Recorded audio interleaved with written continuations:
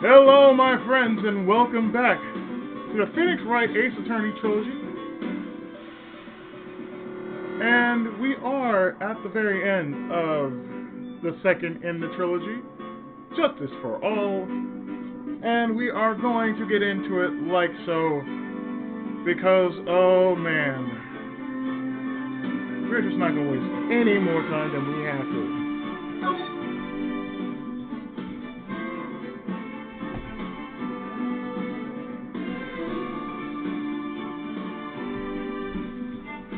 So, let's put an end to this, shall we? Farewell, my turnabout.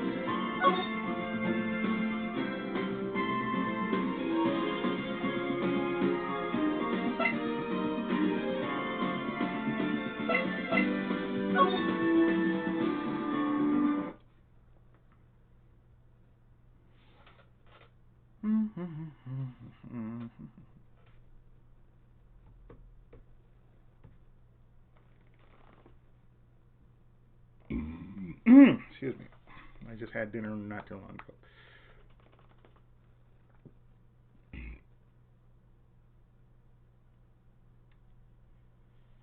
So anytime now, within the next minute or so,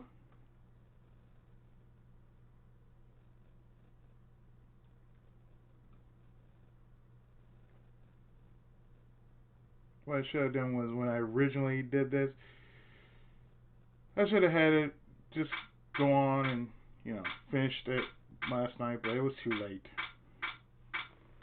Oh well. March 23rd, 2:35 p.m.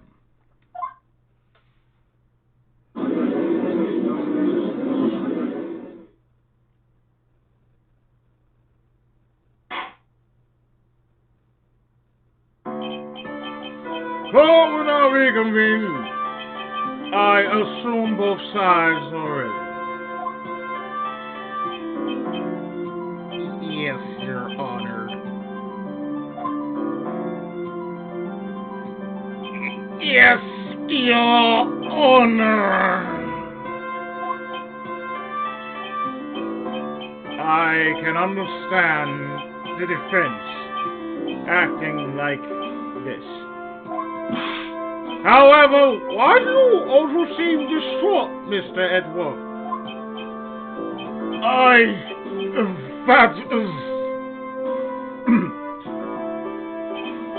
It's nothing, Your Honor. What's wrong with Edgar? It looks like something unexpected just happened.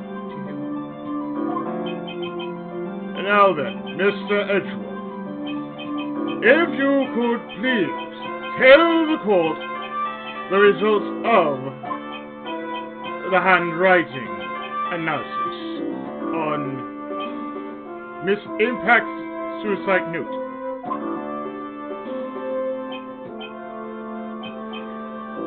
Yes, Your Honor. Unfortunately,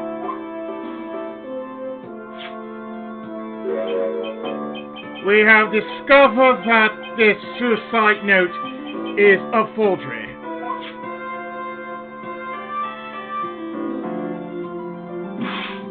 What?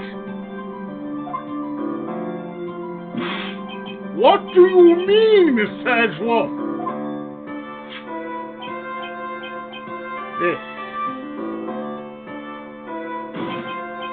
This note was not written by Miss Impact herself. It is a fake.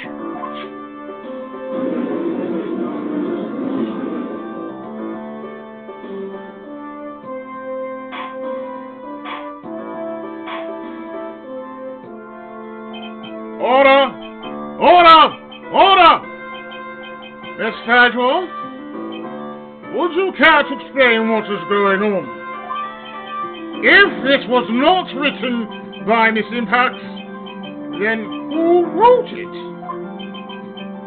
We would need more time to do a more detailed analysis. However, it appears that the handwriting matches that of the victim, Mr. One-Koida. Mr. Korida. Well. It looks like Miss Impact's never left the suicide notes after all. She never wrote anything about God. However, Your Honor, even though this suicide note is indeed a fake, Mr. Ungard could not have known that. And so that facts remain unchanged. Acting under the assumption that it was real, he had plotted to possess it. That does sound very plausible. The theory that Ungard had no idea that the suicide note was fake.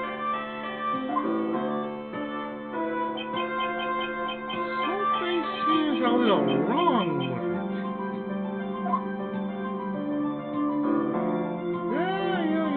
Yeah. I'll present some evidence on that.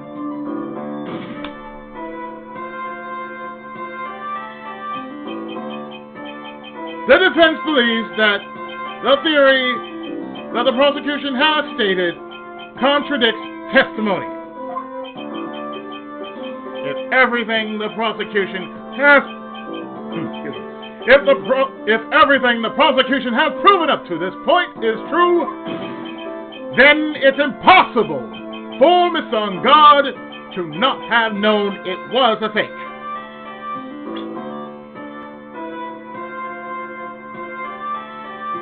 Because, it's right here.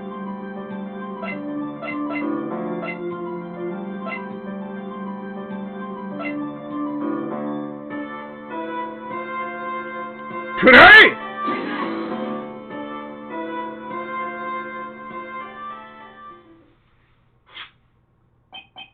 What is this little item called again? Video camera, Your Honor. Well, a very small one, but...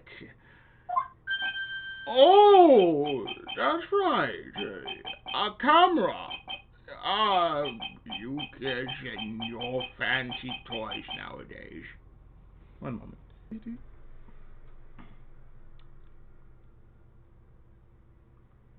Oh, that's right, a camera. You kids and your fancy toys nowadays. Mr. Edgeworth, earlier, you claimed that Mr. Ungard knew of the existence of this note because he was spying on the victim. Isn't that right? If that were true, then this means Mr. Ungard would have known that the victim had forged the note. Ow!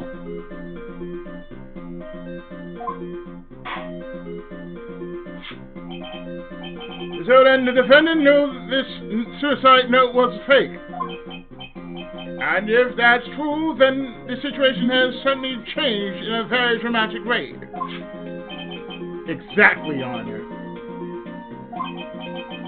The prosecution's theory as to what Mr. Ungard's motive for murder was, it has suddenly disappeared into thin air.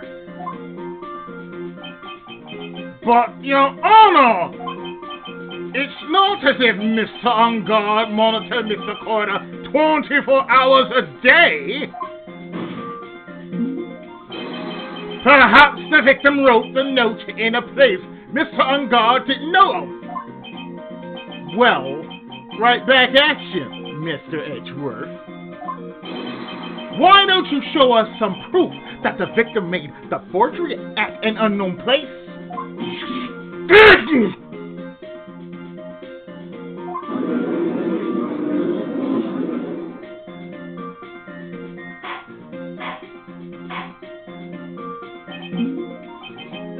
Order! Order!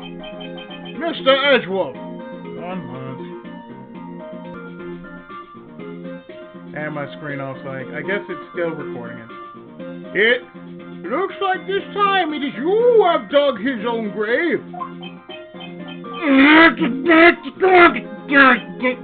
As I figured. Huh? As you figured.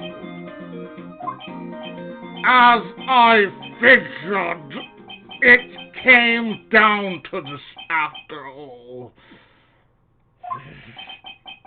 Mr. Edgeworth, you are not making any sense.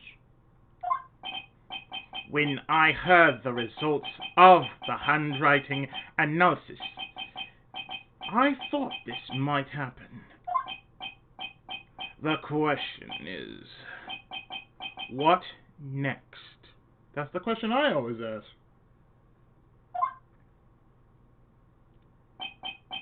What next?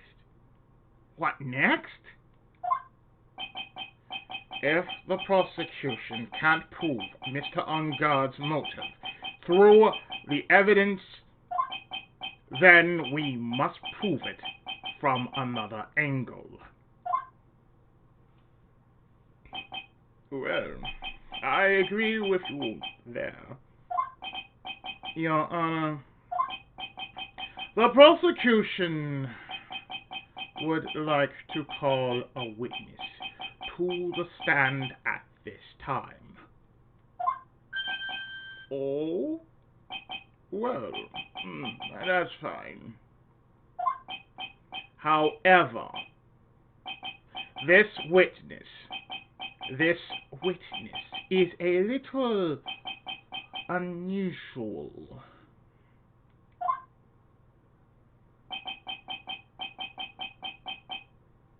It was stuttering. This is not like him at all. Unusual? Well, what sort of witness is this person, Mr. Edgeworth? This witness is one who is perfectly fit to answer once and for all the question of who was it that hired Shelly de Killer to commit murder?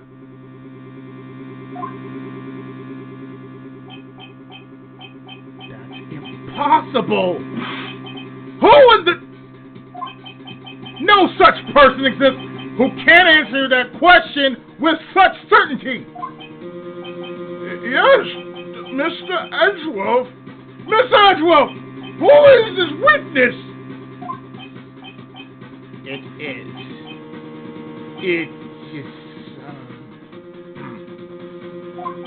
Yes?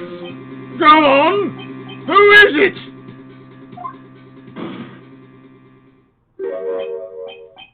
The man himself. Mr. Shelly de Killer. Oh, Mr. de Killer.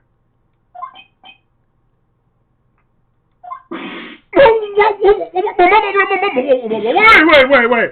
Shelly de Killer?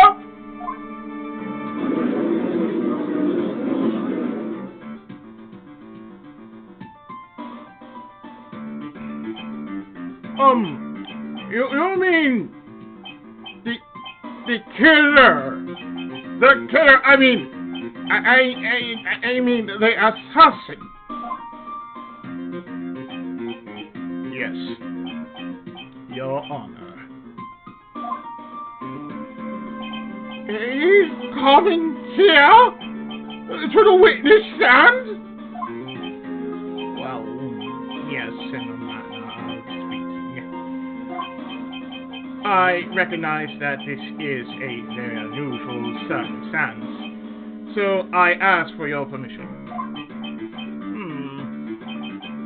Well, Mr. Wright. Yes.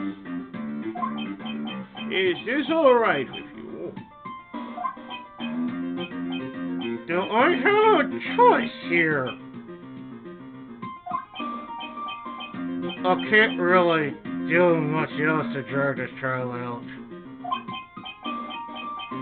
The defense has no objections, Your Honor. I wonder if it really is alright to do this. Very well then. The prosecution calls its witness to the stand.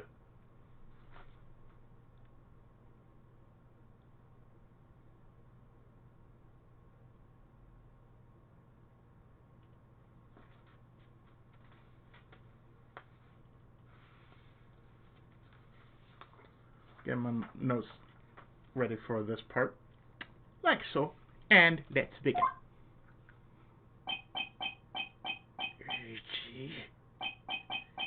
Is there no other way left to us?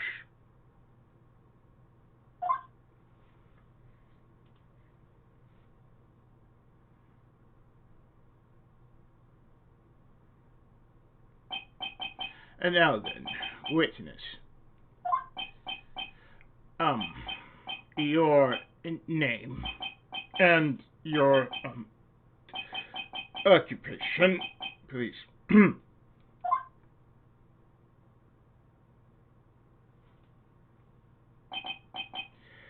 Very good. My name is Shelly de Killer, and I am a professional assassin. I say! What is going on here? Your Honor, how can you remain so calm? And what is the meaning of this two-way radio? Actually, Your Honor, it was delivered to me just now. And it came with a condition. As long as we do not trace its source, Mr. de Killer will testify to this court. So this must be what that urgent phone call he got earlier was about. Oh no, this will not do. I cannot allow this in my court. First of all, we can't even be sure this is really Mr. de Killer himself. Witness, please present some sort of proof that you are, in fact, Shelly de Killer. I understand. Please wait a second.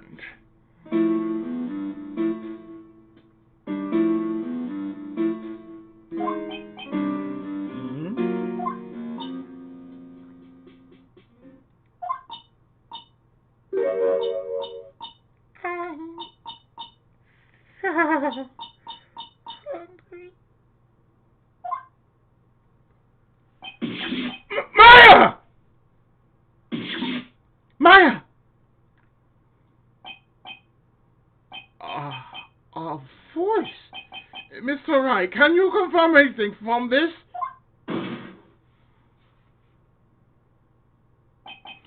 The defense has no objections to this person.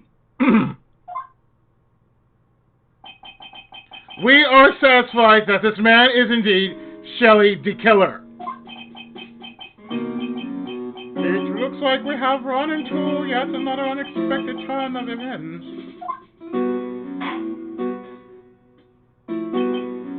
Well, it doesn't seem like we have too many choices under these circumstances, so... Now then, witness. There's one thing I would like to confirm before we speak of anything else. And what was that then? At the request of a client, you killed Mr. Koroshiya. Is this correct?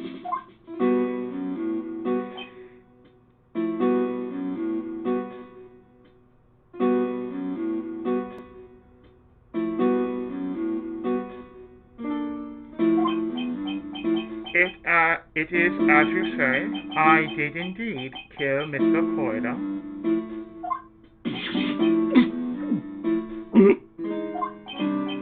And now that we have answered that, let's move on to the name of your client.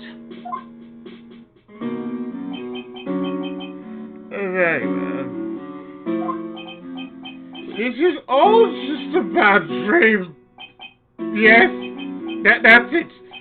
A bad dream. Shelly de Killer. What is he going to say?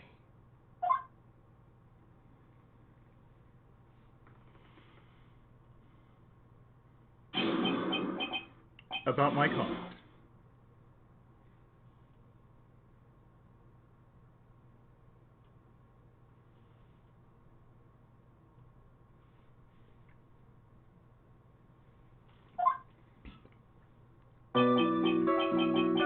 There is something I must first state.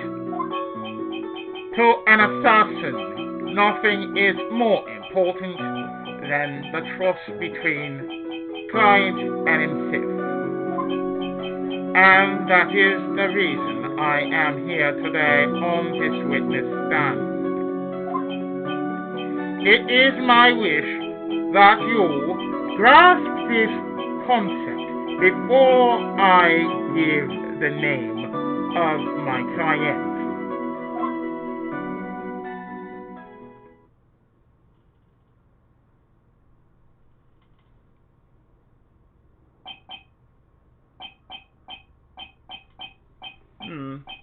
Mr. de Killer seems to be a very clever man. I'd almost say he seems to be mocking us. Ho ho.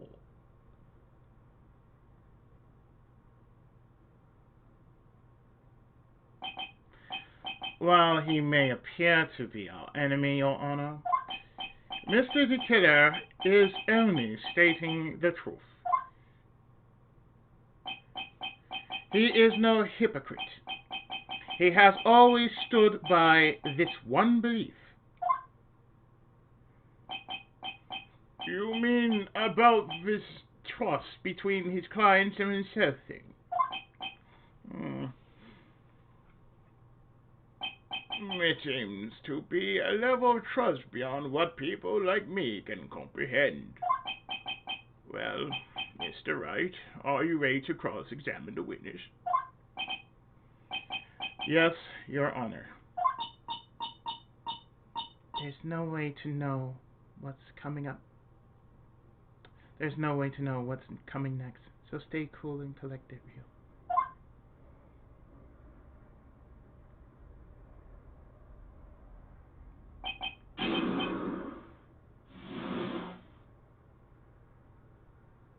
I have to remember to take my time when I'm reading too. Okay, so let's do this.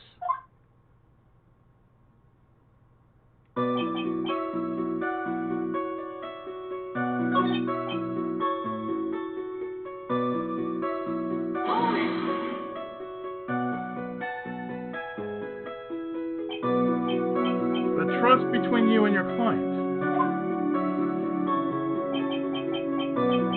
I provide my services in a fast and efficient manner. In exchange, I trust that my clients are discreet about me and my identity. If too many people knew my face, it would be quite troublesome.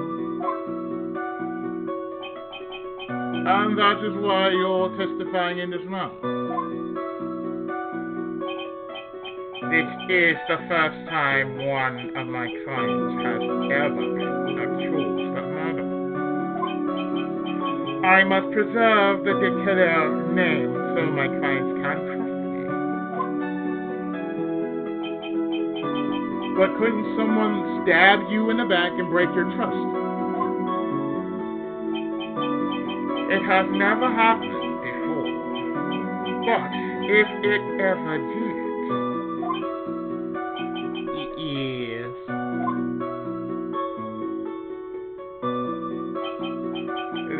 person wouldn't be my client for very long.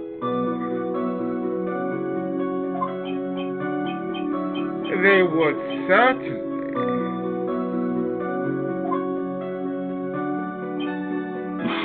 That's enough!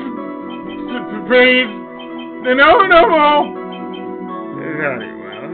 It was only a hypothetical anyway.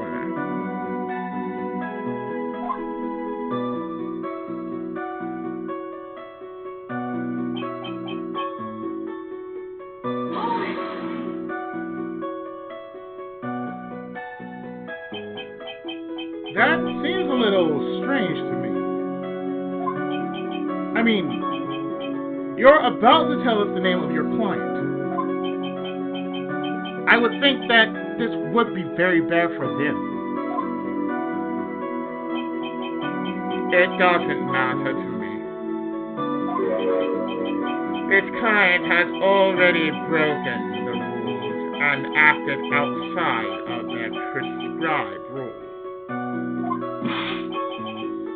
Their rule. This person tried to implicate another of the crime in order to save themselves. And this is a trespass that cannot be forgiven.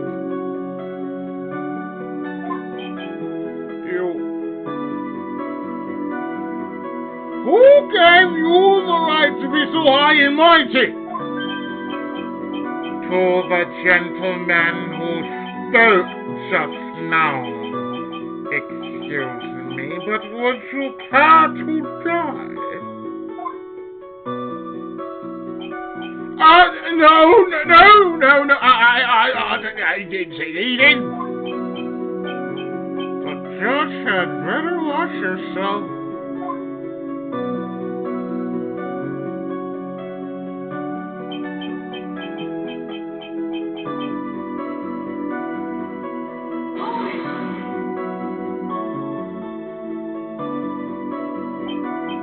We understand. So please tell us the name of your client. I am afraid I cannot do that. I still have a few things to say before I do.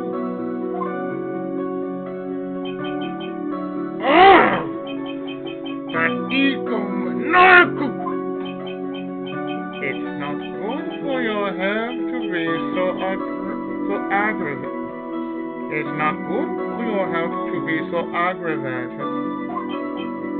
You won't live very long if you let everything bother you.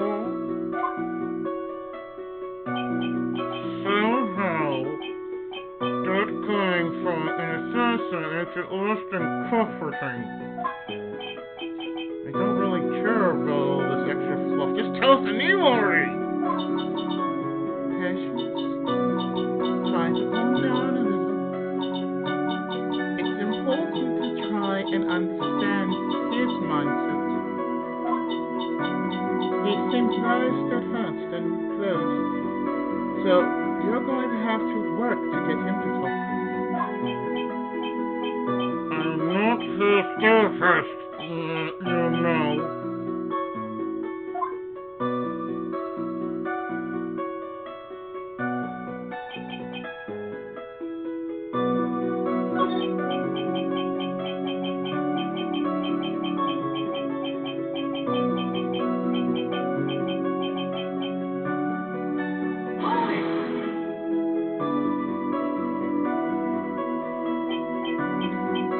The trust between...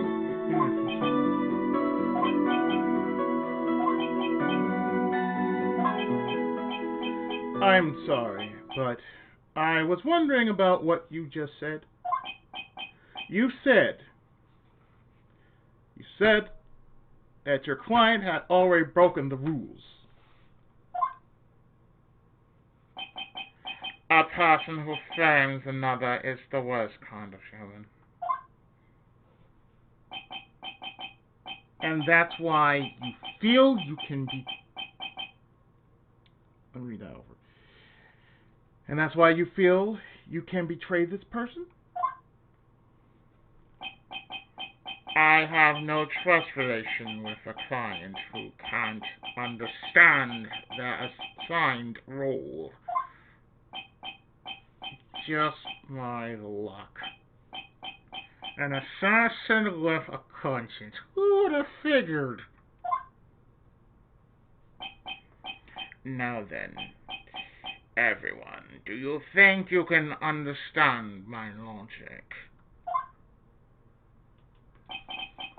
This case just keeps getting better and better. If you can't, then I'm afraid we can't proceed. Everyone understands your point, I think. Really. In that case, I believe I am prepared to disclose the information you seek. You have made it crystal clear that you value trust over all else. I believe we are ready. Excellent.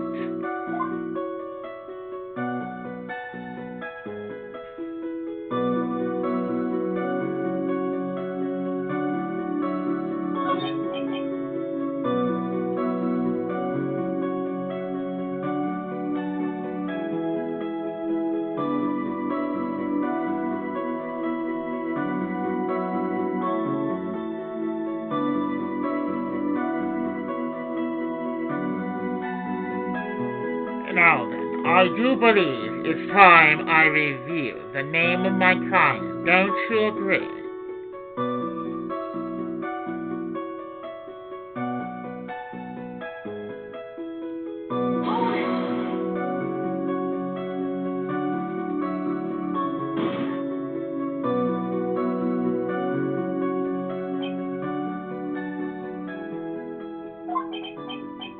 What is it? Now I can't bring myself to ask the client's name. If you can't ask it, Mr. Wright, then I will. Witness. What is the name of your client who requested the murder of Mr. Wang Koida? That person's name is...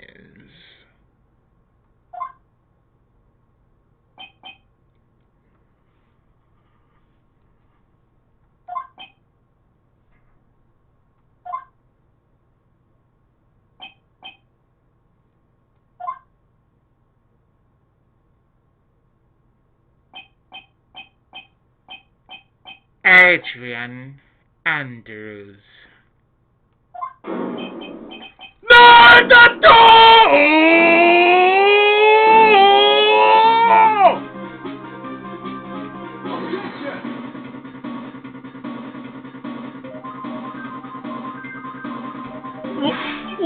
What's this? That's not who you told me. It was earlier.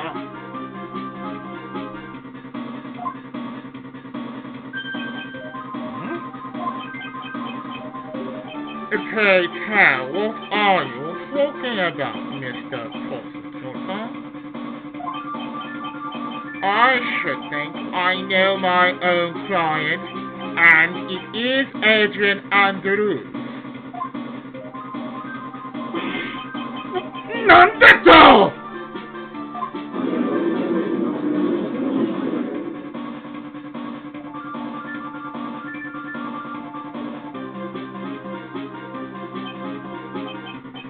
This can't be!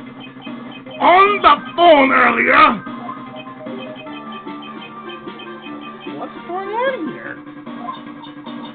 My guess is that Mr. De Killer just stabbed Mr. Edgeworth in the back. Stabbed Edgeworth in the back?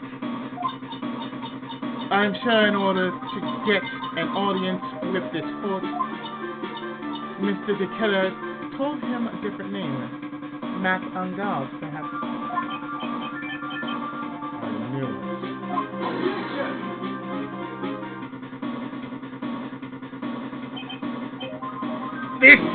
This is outrageous! I was deceived! This witness is telling a very serious lie! But you were the one who summoned this witness.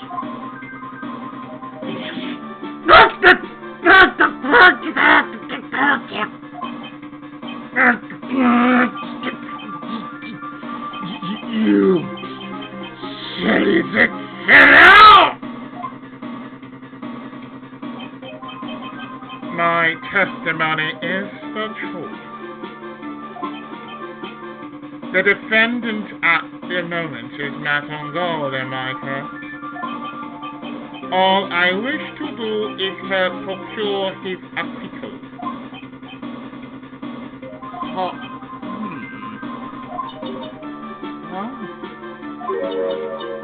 All of a sudden it feels like we can actually win this. Yeah.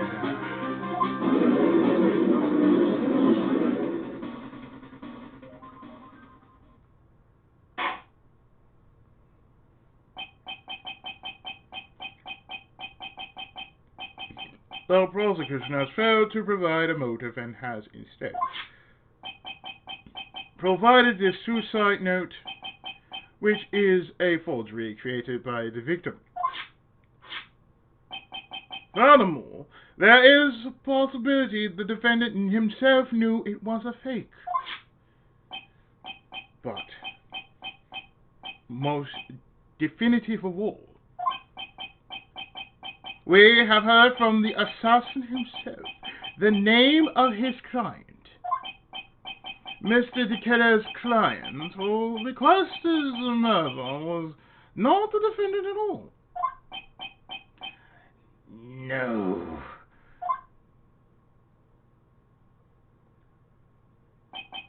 With all this evidence, it is obvious to me that this means that Mr. Matt on guard is innocent!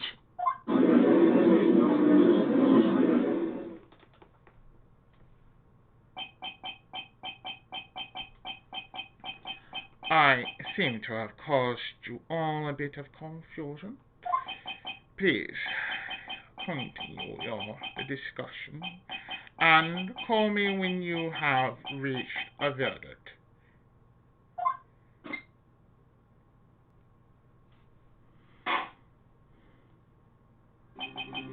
Bailiff! Please bring Miss Agent Andrews in immediately! What now? With the way this is going, on guard will be found innocent. This may be our last chance to save Maya. Yeah. But Edgeworth's right. The killer is lying. And on guard, my client. I know he's guilty!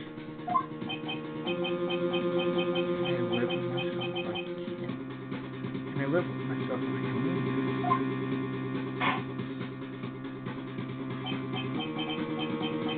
Who would believe that the prosecution's own witness would absolve the defendant? Your Honor, the prosecution requests permission to further question the witness. Shelly de Killer is certainly lying under oath. It wasn't me. It wasn't me! Listen, everyone! Please! That testimony just now, it was all one big lie! It's Andrews. The suicide note may have been a fake. But that man, Matt, he's the reason Celeste died. And Juan's death It was all because he got pulled into Matt's twisted world. That testimony just now. You have to believe me. It was a horrible, horrible lie.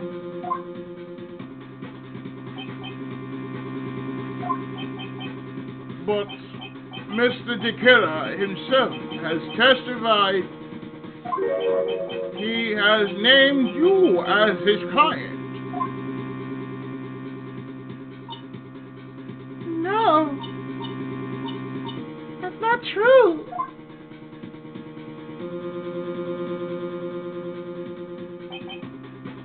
Also, there is quite a bit of evidence that points to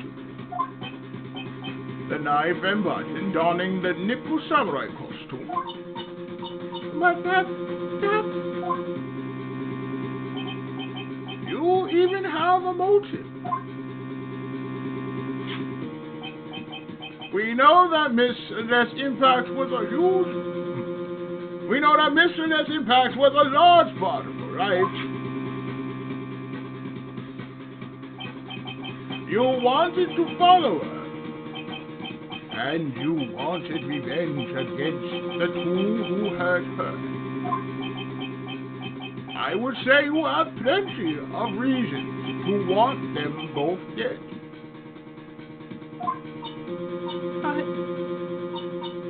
No. Mr. Wright!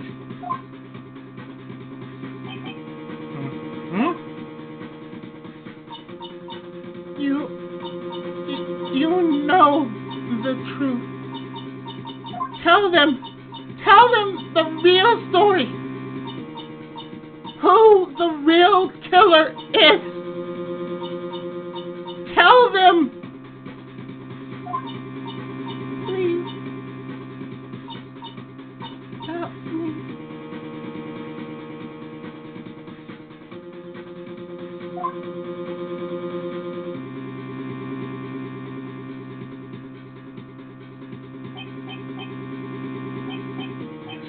I know the truth.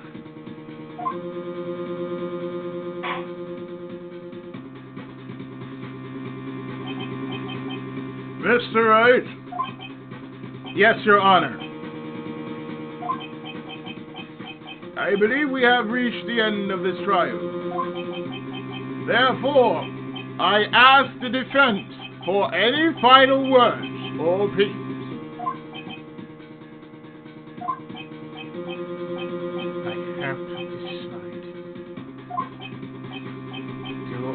Take the not guilty verdict and say mine? Or do I throw this chance away and wait for Gumshoe's new evidence? What am I supposed to do?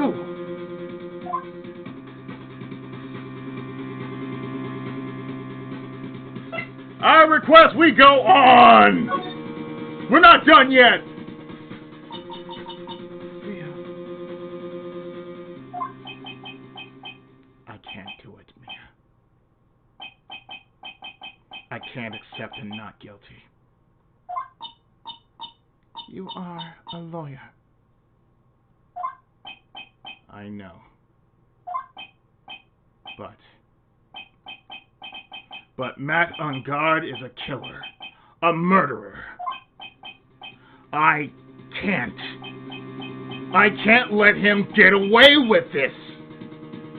I can't let someone else take the fall. If I let Miss Andrews be convicted, then I am no better than on guard.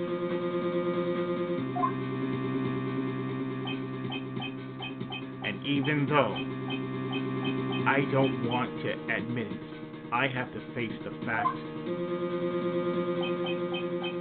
that it is because of Edgeworth that I now know the real truth. He could have gotten on guard convicted so many times over, but he never took a single one of those chances. If I take this verdict right now, I'd be betraying his trust.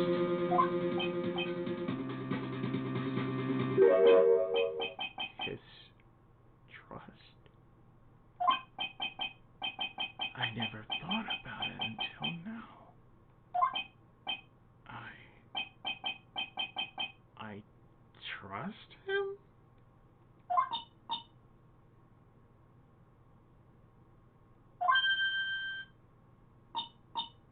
Yes, you do.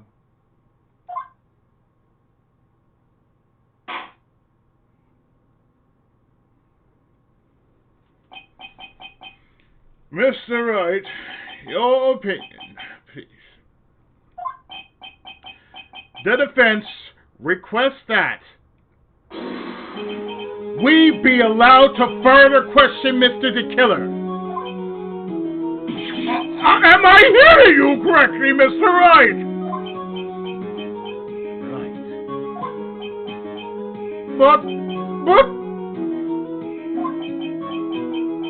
that witness has cleared your client through his testimony. Your job here is done. I'm not done yet. To see through witnesses' lies and find the truth. That is my job, Your Honor!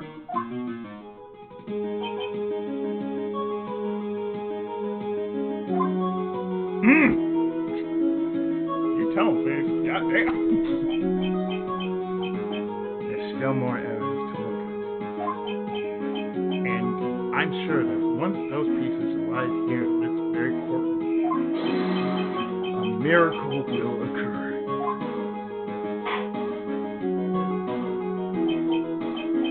Very well.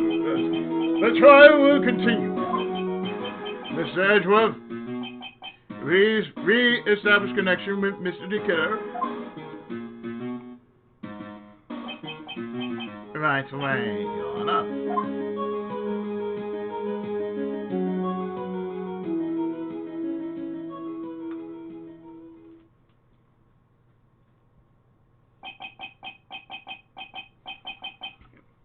Has the verdict been reached?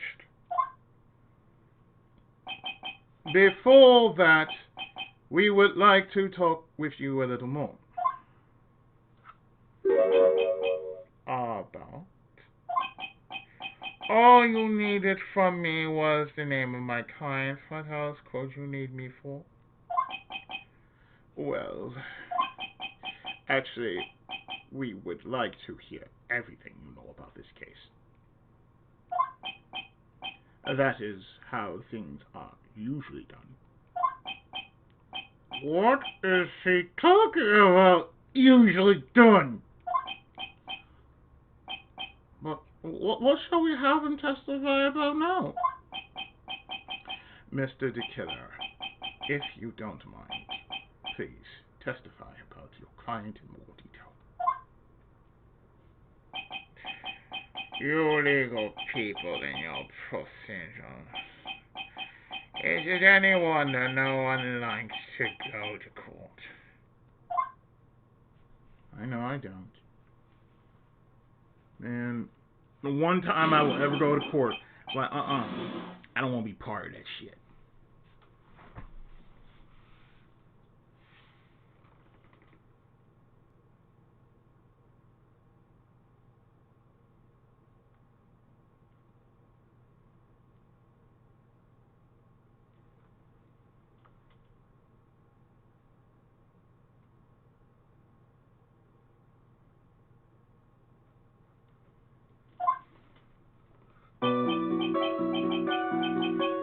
As I've already stated quite a few times, Agent Andrews is my client. However, one thing I simply cannot overlook is tampering with the scene of the crime.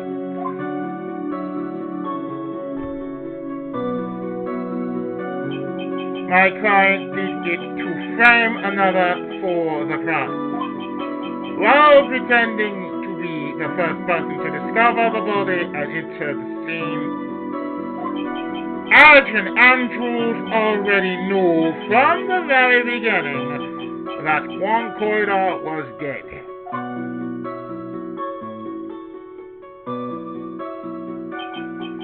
But even more puzzling is the creation and planting of the knife and button. That act is what I was referring to when I said my client had broken the rules.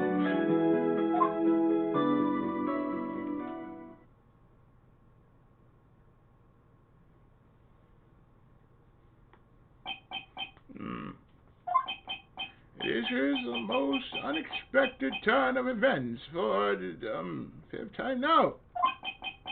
However, this time everything has finally been reviewed. Has it now? Has it?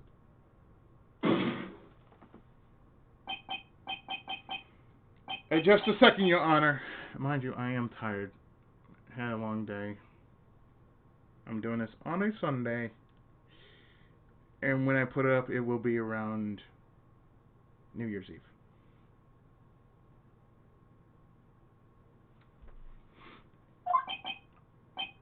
Yes, Miss Edgeworth? We still have the cross-examination to do. But you don't need to question testimony like this. Do you, Mr. Wright?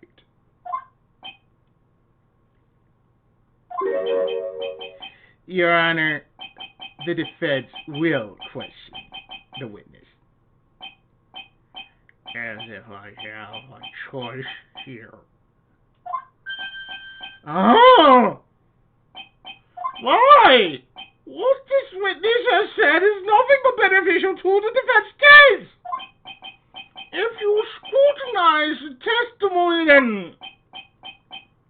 then I'll expose the lies in that oath of beneficial testimony, I suppose. I don't understand what's going on anymore. That makes two of us.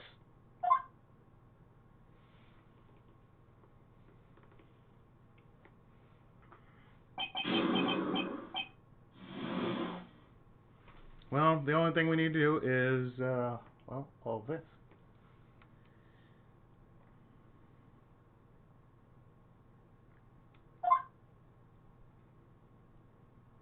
One, two, three, 4, 5.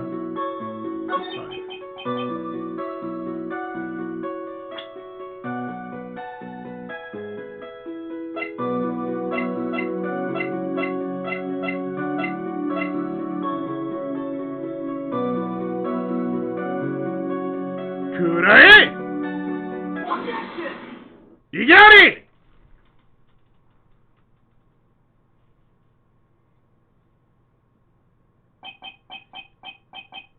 Thank you so much for taking the time to testify, Mr. de Killer. What is the meaning of that attitude? When Adrian Andrews entered the victim's room,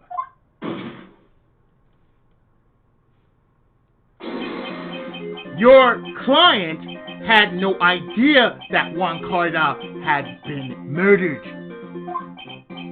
What? How do you know that? From this wine glass of overly spoiled juice, Your Honor. The glass.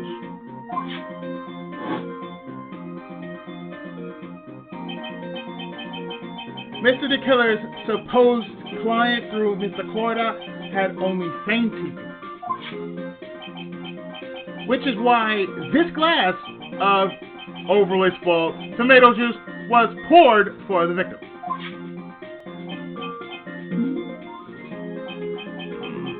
But isn't that just a part of Adrian Andrews' calculated plan?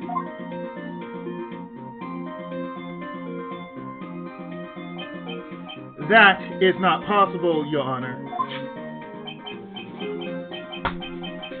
This glass bears the fingerprints of that person. Had this been planned, they would never have left their fingerprints behind. I see your point. Mr. Ashworth, what is your opinion?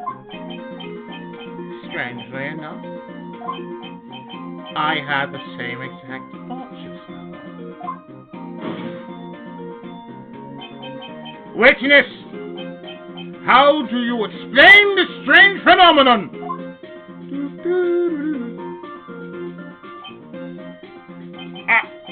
Is it a waste of time to ask about such a minor detail? It's not a very important point anyway, correct?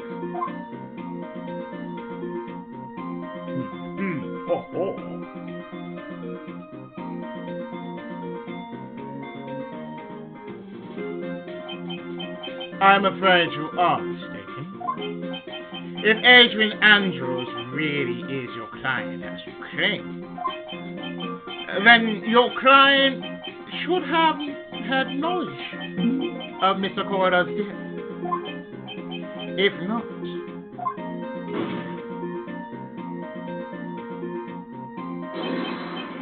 then that can only mean that Adrian Andrews was never your client at all.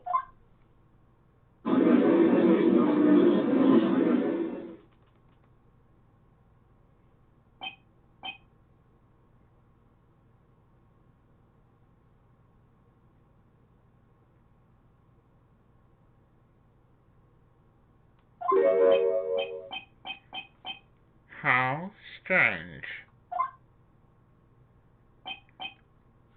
Yes. Why is it that the attorney has yet to raise an objection at this absurd situation?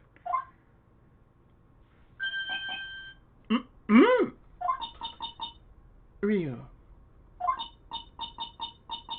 if the killer figures out what we're up to, we're in real trouble. Yeah, I know. Objection! Ignore! Mr. Edgeworth, I'm surprised. You know you can't say things like that without any evidence.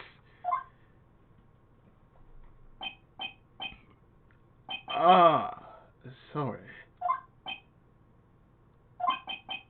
Well, that was an awfully weak objection for the two of you. Anyway, I am positive there was a contradiction in that testimony. The prosecution requests further testimony concerning when the request was taken.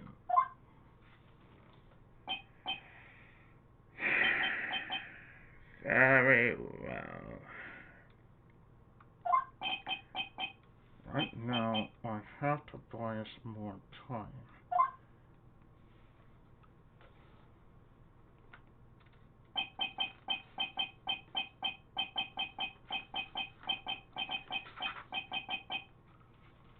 While we wait for the item the killer left behind to get here. I just know that the very outcome of this trial lies with those items.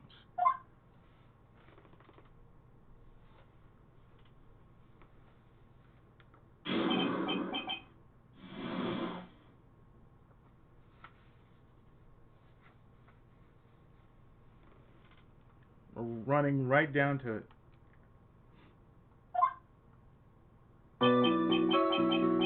This request came to me, about a week ago. It was a request for my services on the night of the award ceremony. We met at a certain bar to discuss and finalize a few matters. That is what occurred. I trust my memory, and I believe I have made no mistakes.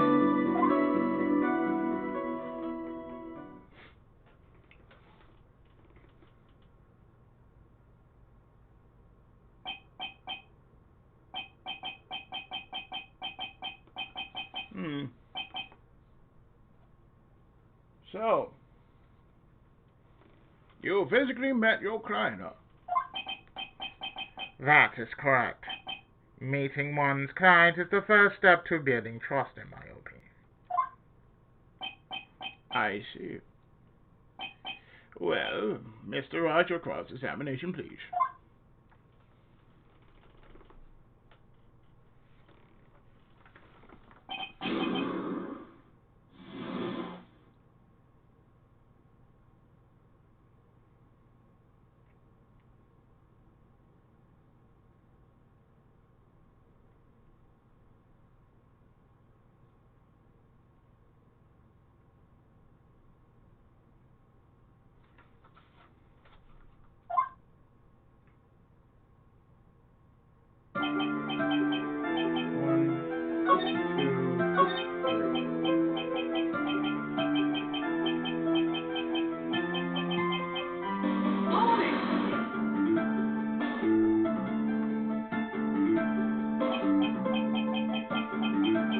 So you physically met Agent Andrews, right?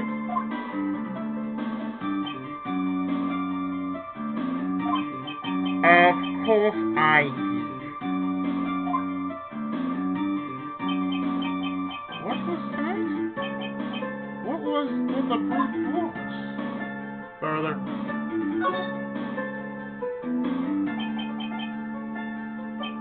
Witness, I would like for you to give us a few more details.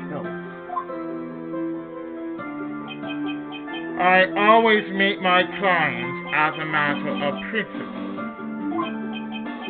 I have never taken a request by telephone or mail.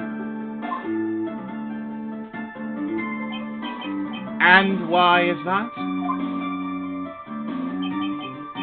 That's because I value the trust between a client and myself above all else.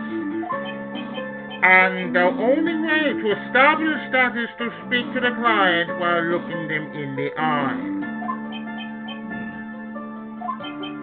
Well, Mr. Wright, was the testimony just now of any importance?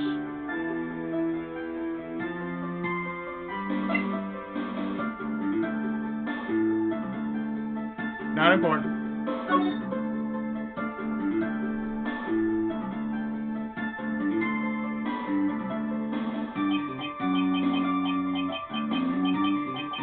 Why he meets his client is not important, and that wasn't the point. Witness, please stop sidestepping my questions.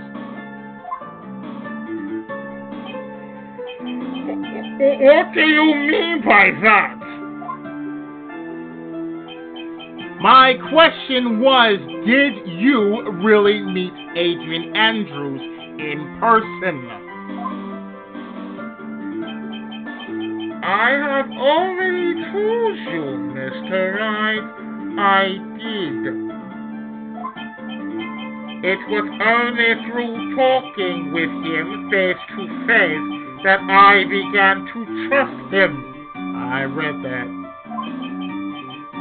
That's when I thought I can trust this person as a client.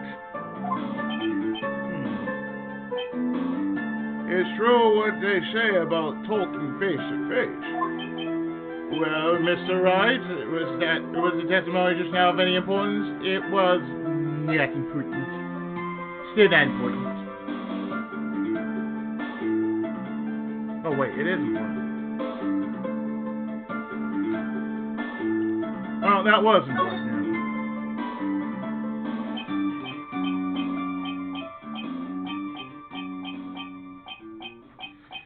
If I heard what I think I heard just now, then I think I've got him. Your Honor, I believe the testimony just now was of the utmost importance. Really? If that's the case. Witness, please include the Witness, please include the statement just now in your testimony.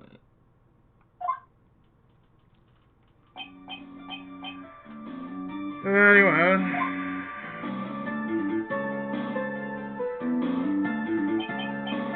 From the moment I saw him, I thought I can trust this person as a client.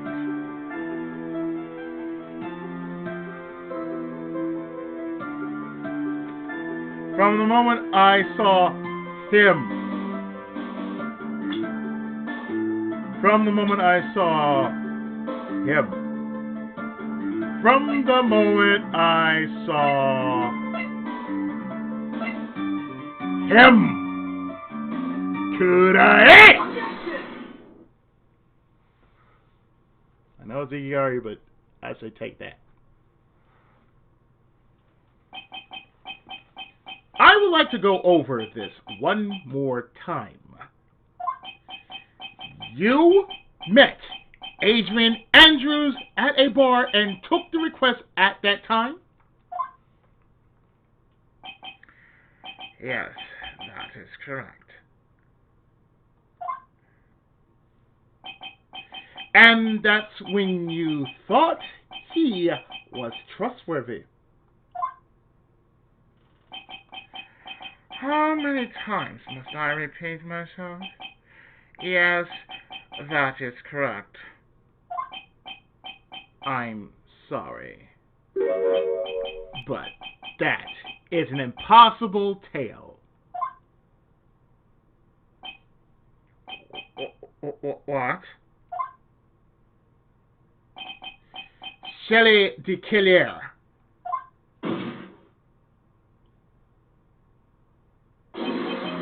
You have never met the real Adrian Andrews.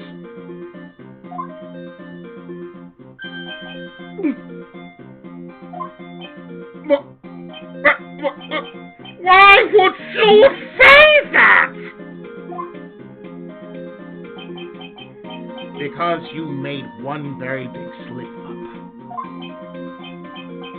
up. About her. So what is the issue?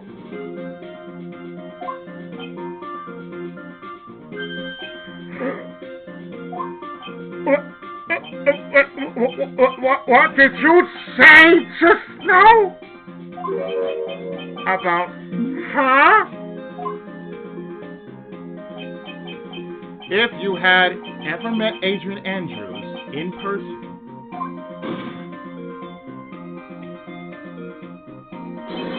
one look would have told you that she is a woman.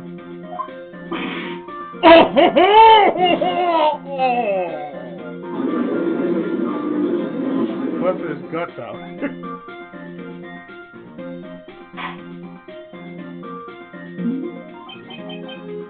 Order! Order of the court! Mr. Wright, what is the meaning of this? This witness testified to the following. That he always meets face-to-face with his clients when taking their requests. But he has never met Adrian Andrews in person. Yes, Your Honor. That is exactly the point. That means Mr. De Killer's client could not have been Miss Adrian Andrews.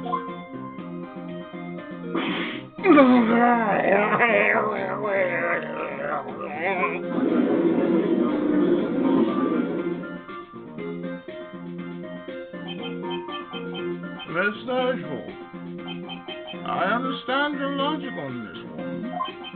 However, why would the assassin make such a basic mistake? Only because of one thing. Adrian is more towards feminine than masculine.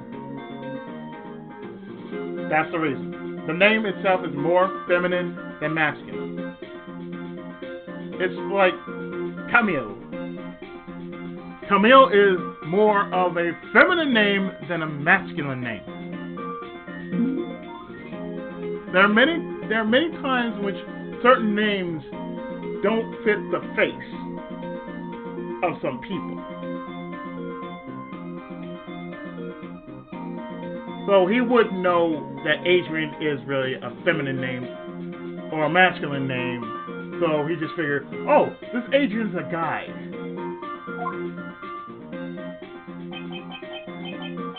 I believe it has to do with her name, Your Honor. I just said that, Reggie. I just said that. Her name. Yes. Adrian Andrews is, without a doubt, a very androgynous name. Yes, I see. Unluckily for Mr. De Killer,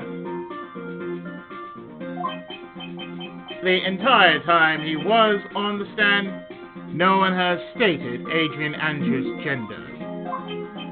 And so, he simply picked the wrong gender to go with. What? What is going on? And yes, I was about to say, come here! But, village.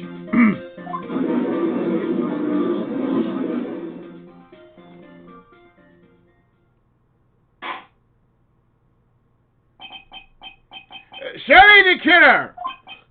This court demands an explanation.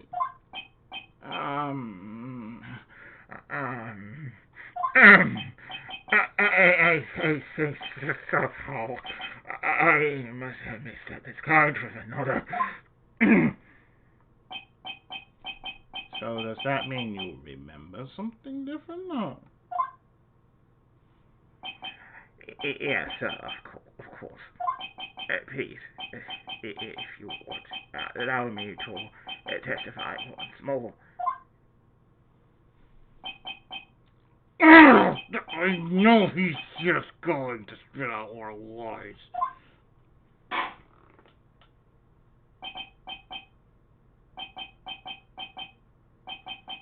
Very well, but this time, please give us the truth and nothing but the truth. Because we need to know the truth.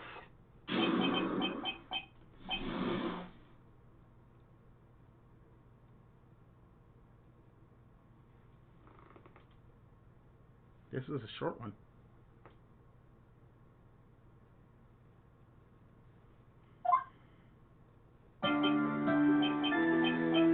Yes, now I remember. I took that request by mail. There have been times when I took a job without having met my client. The request was for the murder of one Colon and 2 or 3 other small things.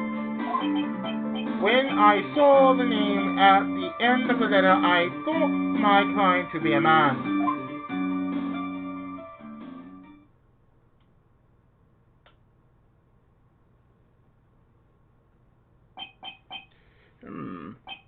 So you took this job through a letter?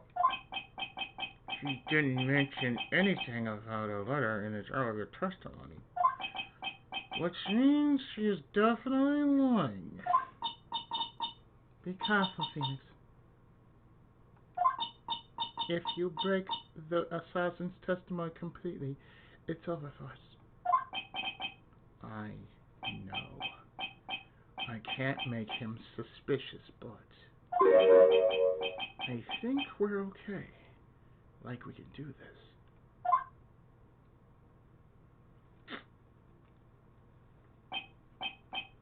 As long as he's standing there across from me.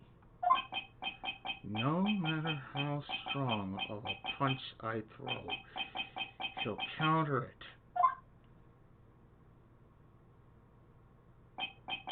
And now then, let's begin the cross-examination.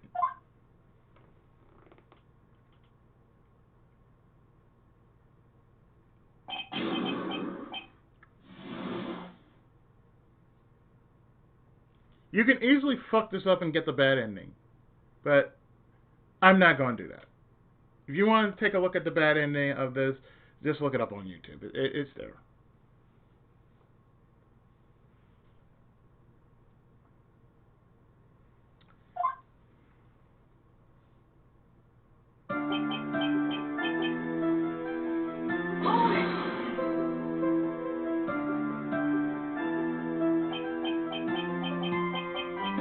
But didn't you just say that you always meet your clients?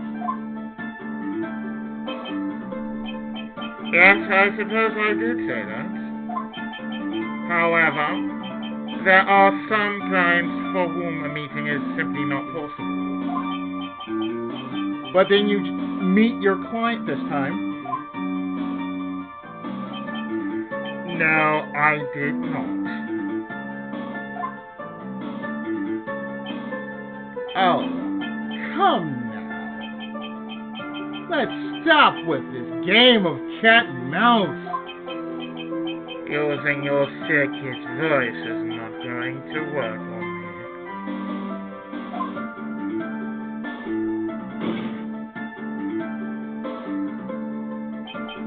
me. All right then. Just cough it up and confess. Mr. Wright, you can't badger a witness with such harsh words.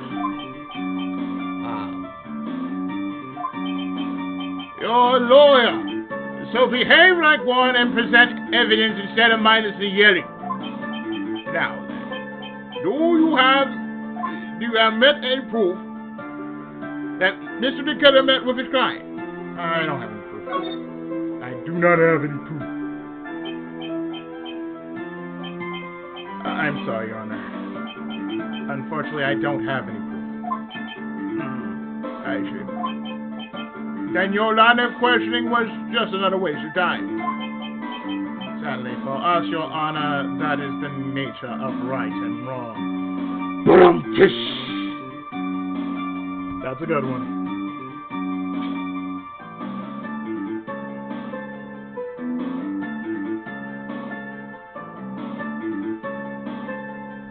Ladies and gentlemen, Miles Edgeworth's Greatest Hits,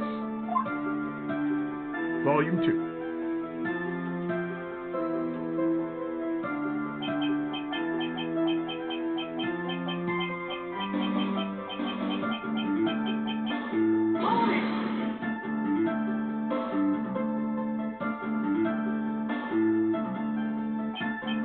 And why could you not meet certain clients? Recently, I have been receiving more requests. If I met each and every client, I would do some nice business opportunities. Nice business opportunities. On top of which, the times have changed. It is now the age of information and computers, correct? Well, I have joined the times. And now take requests via electronic mail. Electronic mail? Do you have to mail that in a special insulated envelope? Email, Your Honor, email. I'm very sorry. I despise the shortening of words. What I meant by electronic mail is what is commonly referred to as email. Email? In a court testimony, the judge was either hair hands down. Anyway, so you took this job without having met your client.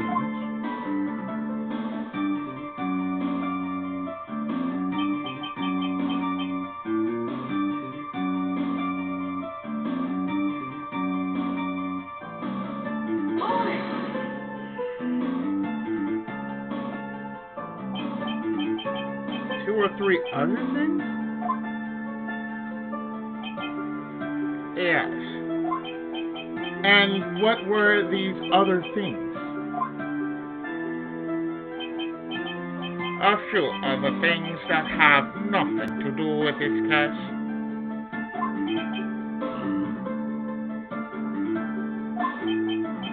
What should I do? Should I let us start with that?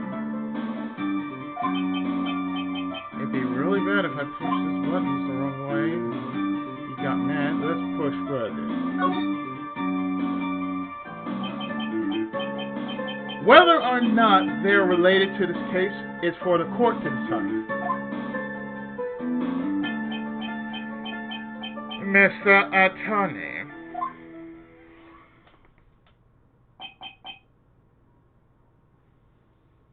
Yes. Everything I have said from the beginning has been nothing but beneficial to your client. Which is why I wonder what is pushing you to continue with this cross-examination.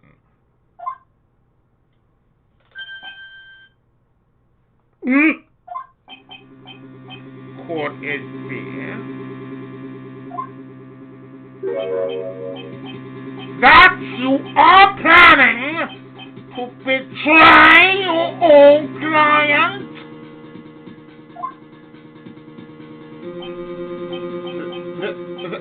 That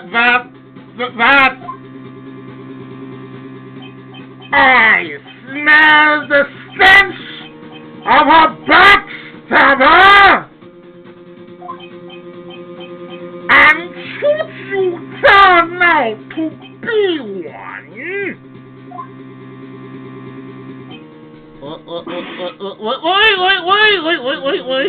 Wait. Uh-oh. This is looking really bad. I shouldn't press my luck, or I have to think it's this way pursuing. Oh yeah, it's working. Witness, this is a very important matter. Please cooperate and tell us what these other jobs your client requested were.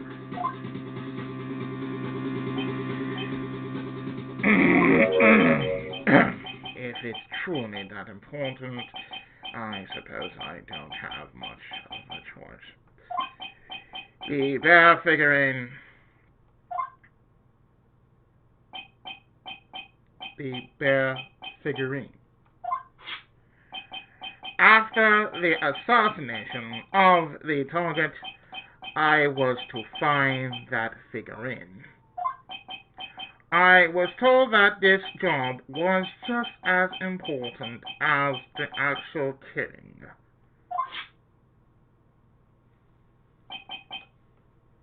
And where was that figurine?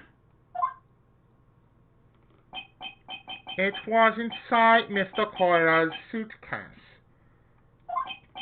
And then what did you do next? I handed it over to my client right away.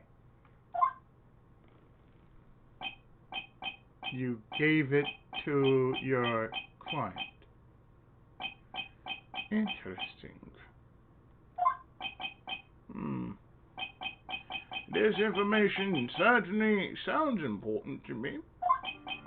Witness, please include what you just stated in your testimony. As you wish.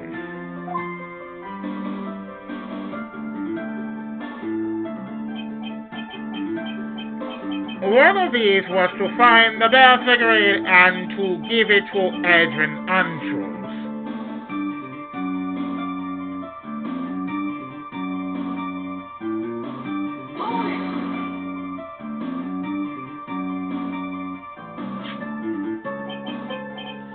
I found this figurine at Mr. Ungard's mansion. If you gave it to Miss Andrews, then what was it doing there? I was waiting for her there. That was also part of the plan to frame Mr. Ungard, I'm sure. That makes a lot of sense. Well, Mr. Wright, do you have any problems with this piece of testimony? Yeah, I do. Yeah. They're for me. So, the killer said she gave the figurine to Miss Andrews.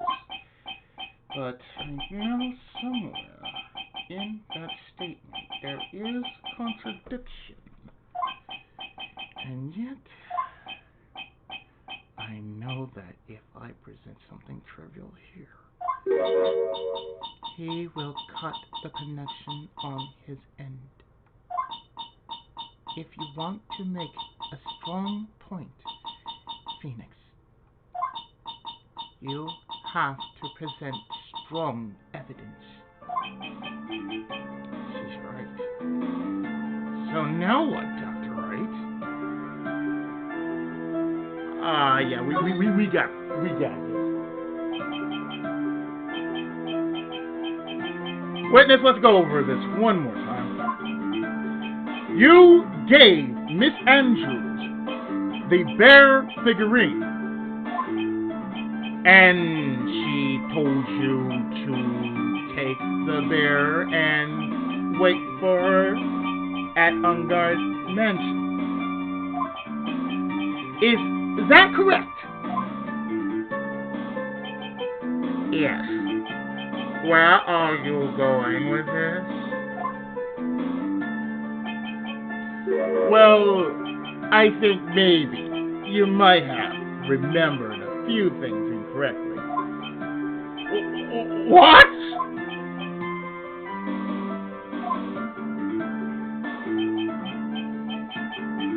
This is a battle of wits. I can't let it on.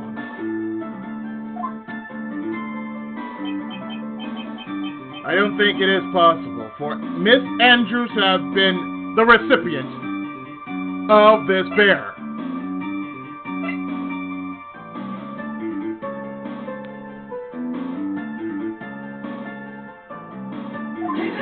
Hooray!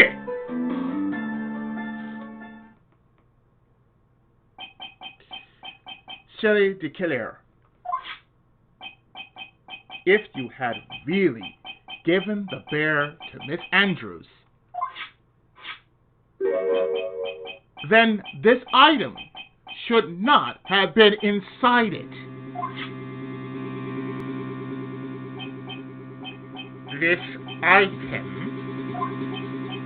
I see where you're going. Yep. That's where I'm going. Where is everyone going? Do I need to pack a suitcase? Your Honor, please think back to Miss Andrews' testimony.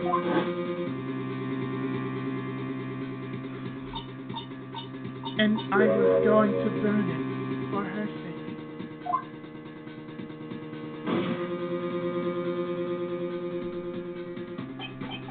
If even for a single minute. This bear had actually been in Miss Andrews' hands, I'm sure she would have taken the suicide note out and burned it.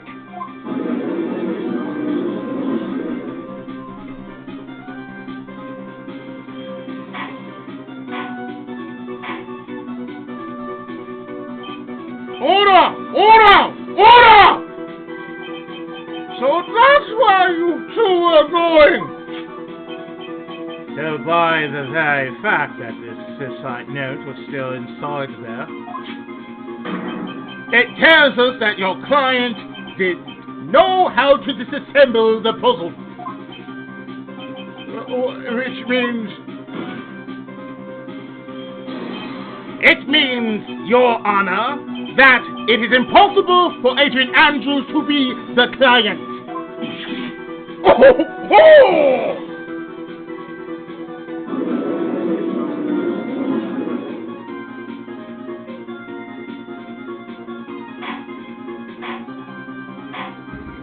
Excuse me.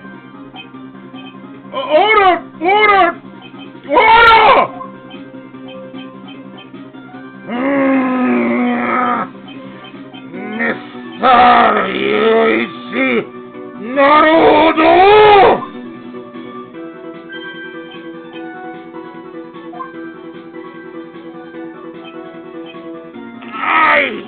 I'm sure I mentioned it before. How I hate traitors above all else!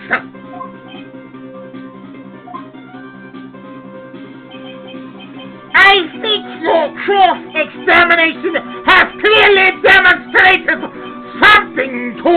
me! You must wish to break your end of our agreement! No! That's not... That's enough! If that is your intention, then there's only one thing for me to do!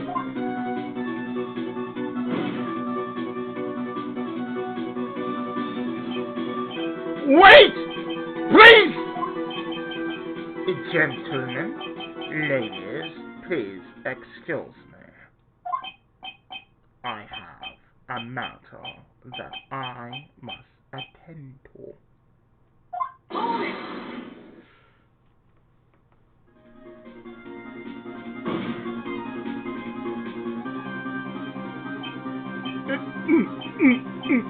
No!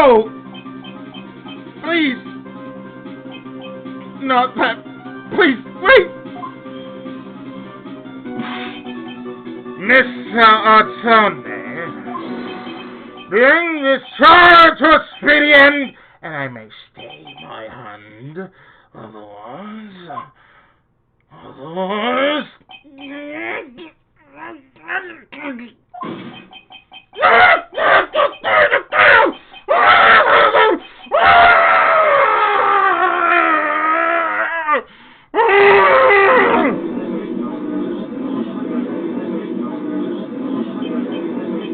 What in the... Mr. Wright? Are you...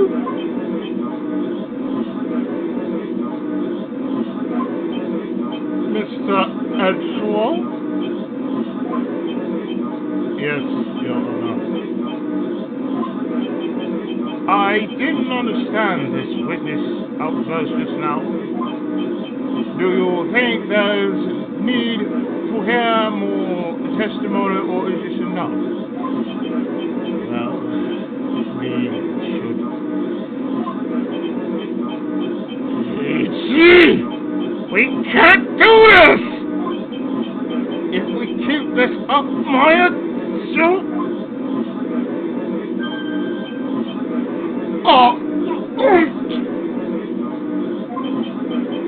the prosecution...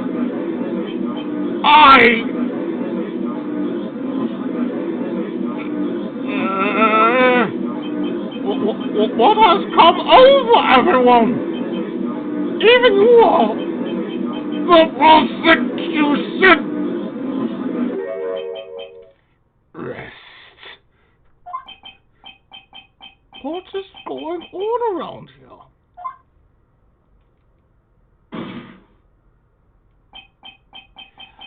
The prosecution has no further questions, Your Honor.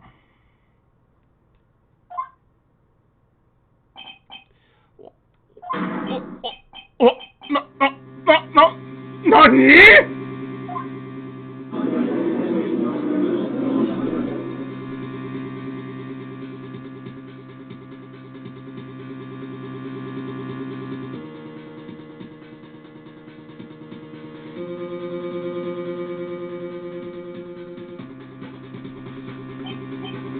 Well, I never thought I'd see the day. This is a most unusual situation. If the prosecution rests with no further questions, then the prosecution has failed to uphold its standards. If that is the case, then even though I am reluctant, I must believe that Mr. De Killer's testimony is accurate. That would mean that Shelly de Killer's client is Adrian Andrews.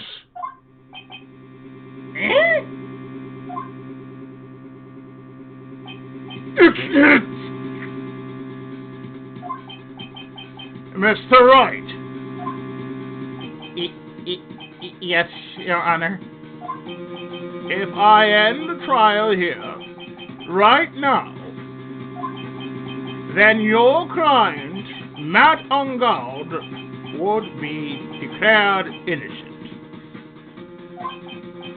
And in his place, Adrian Andrews would be charged with murder. Miss Andrews would be charged with murder.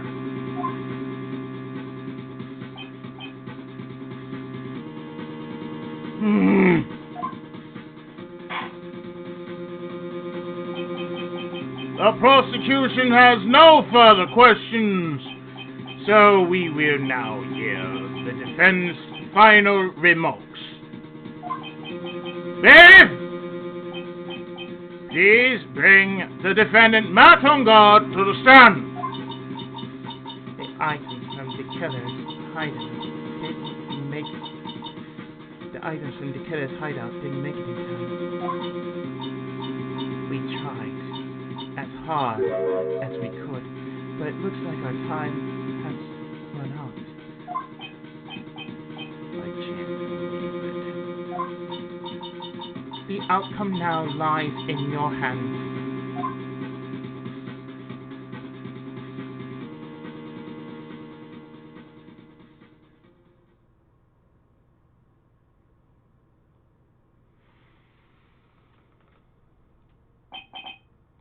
Dude, did your guy finally decide?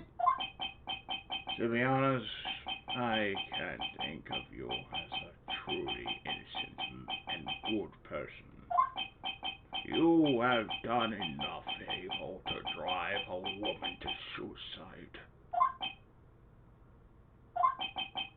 But at least on the charge of murder, it would appear you are innocent.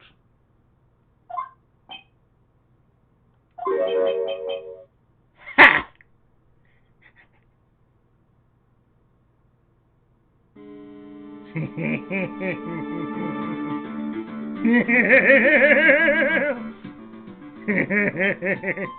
So, I guess even the old funny done figured me out. Mr. Ungod? What an atrocious lawyer I have!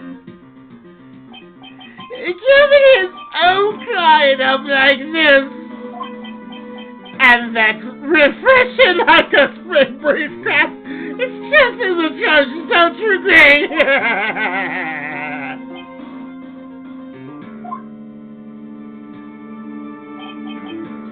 Anyway, get on with it and pronounce me innocent already.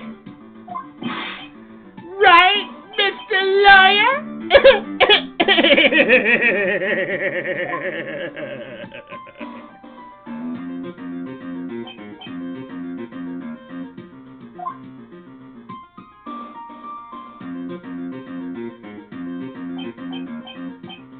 Should I side with justice? Or should I save my life?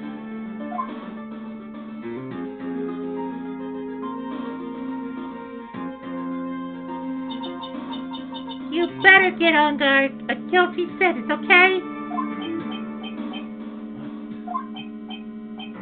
But if I do that, mine will die. If I say he's innocent, then Miss Andrews will be charged as the murderer. Do I say he's guilty? Or not guilty?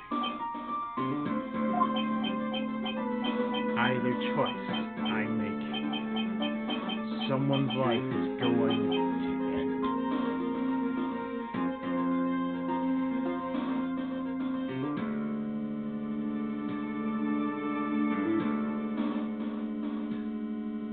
Do I take the flat or do I take the curvy? Or can I take both? I'd rather take both.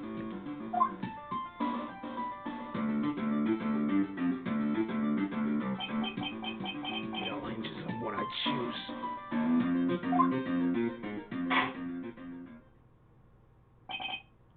Now then, Mr. Wright, let's hear the defense's final statements on this matter.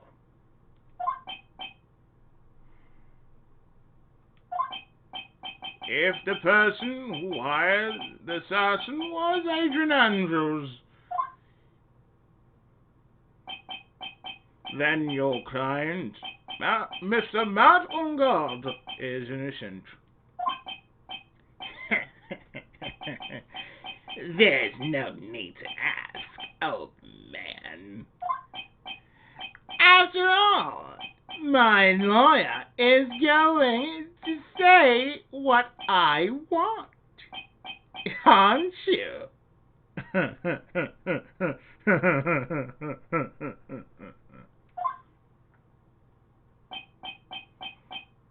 Naruhodo. I can't do this!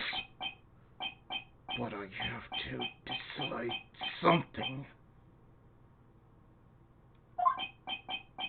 I can't count on the evidence to help me anymore. I have to listen to my heart.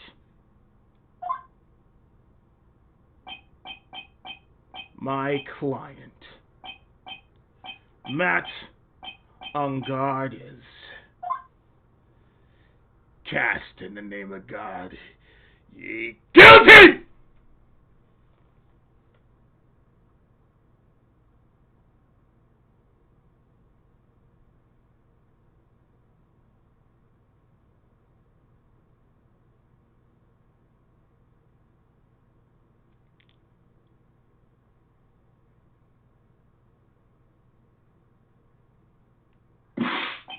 We are waiting for your answer, Mr. Wright. Matt Ungard, your client deserves an answer.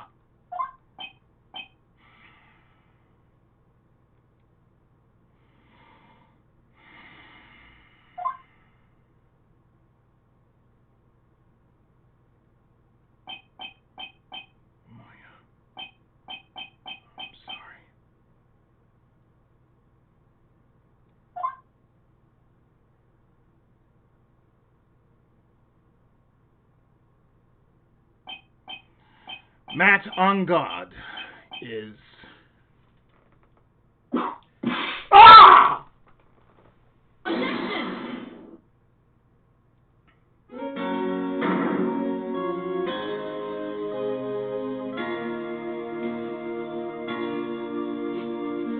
The bitch is back! Me! Francisco von Karma!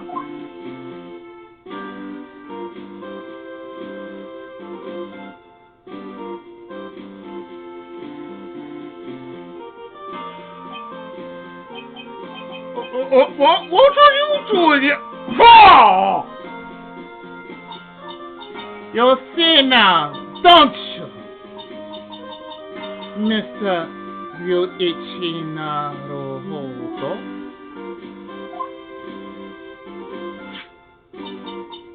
This is exactly why you should never take your eyes off that scruffy fool.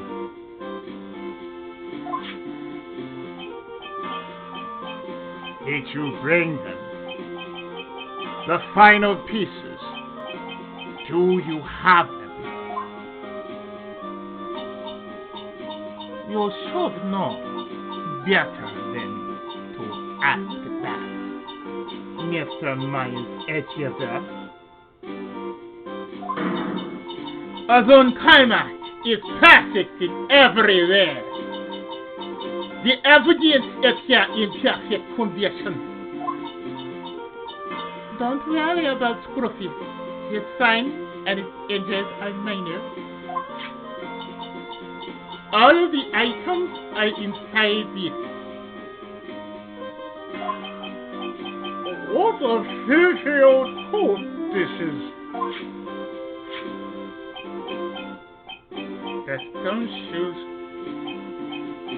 I can spot this tattered threads anywhere. I apologize for its ugliness, but there was no... I apologize for its ugliness, but there was nothing there to wrap the items in. I have not done her voice in a long time, so I fought long and hard this whole time. Oh, for what inside that riding coat. I'm sure that inside that coat lies a crucial piece of evidence.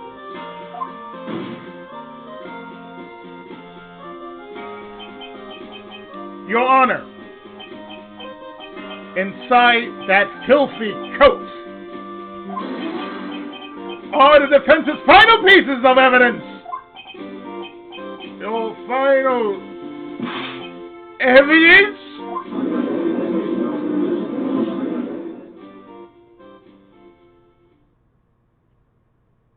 I remember this from the anime, though. His breakdown. Oh, God, his breakdown was crazy.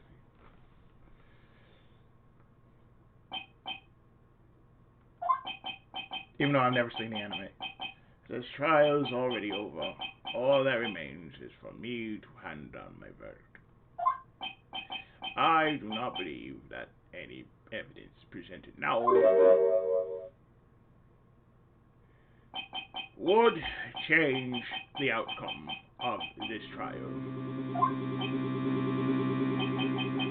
What? Objection!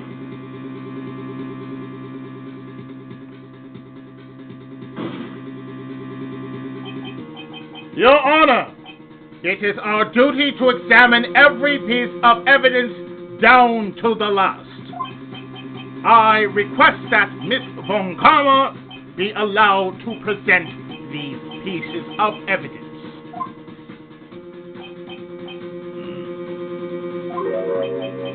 I suppose you are right, Mr. Edgeworth. I grant permission to do so. However, this one obvious rule applies here. If these items do not bring up any new points, then they will not be accepted by this court. Now, Miss Von Karma, if you please. These pieces of evidence are items left by the killer during his escape from the police. He must have been in quite a rush. Yes, Your Honor. The killer left 3 pieces of evidence. Somewhere among the evidence we're about to see, there will be something that will turn this whole situation around. But I'm sure of it.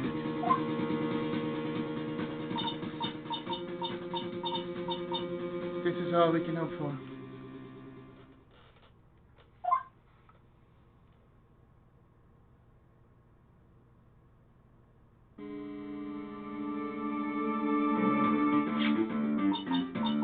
The first item is a pistol. Does the killer's pistol have anything to do with this case? Oh God, hold on. Let me check something. Okay. Oh man, I should have thought about it, but I didn't have all my notes. So, guess what I did? Made a printout. So, starting over from here, does the killer's pistol have anything to do with this case? First question. Does that pistol have any relation to this case? We have yet to perform a ballistics test, so I can't say anything for certain. However, I believe it has something to do with this case, at least, yes?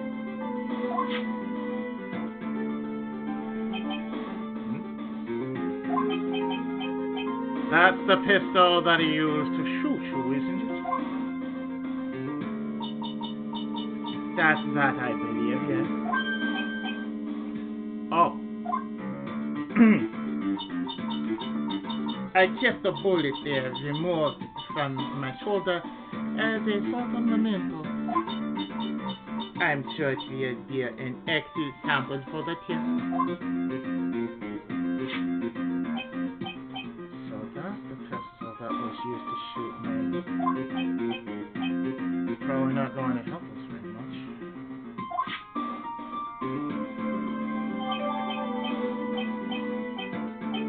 Small caliber pistol that is thought to have been fired by the killer at Francisca. The second piece of evidence is this fatal tape. I bet the killer took that from Unguard Mansion.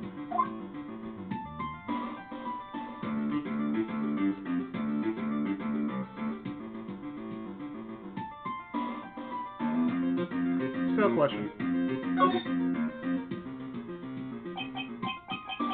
Have you checked the contents of that tape? Unfortunately, there was no time to. Oh, yeah. But I would speculate that this tape is very important. Why would you say that? Because he came back to his hideout point. The killer went back for it. That's right. It looks like he was trying to recover it. He injured 3 of the officers at the site.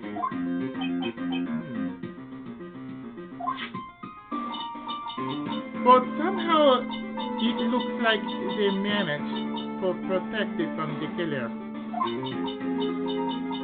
Shelly de Killer is no ordinary man.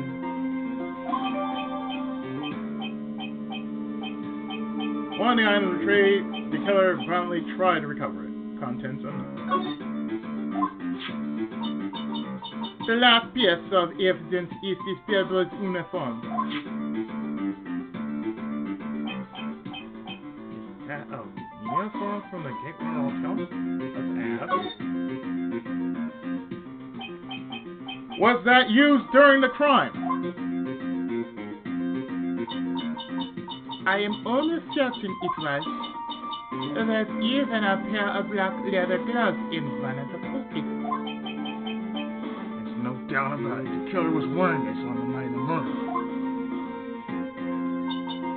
There is one thing I found interesting about this uniform. And what is that? There is a button missing on this uniform.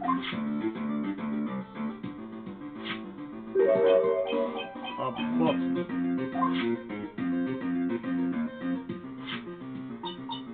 It's a very unique button. I'm sure if we were to recover it would prove us this an interesting clue.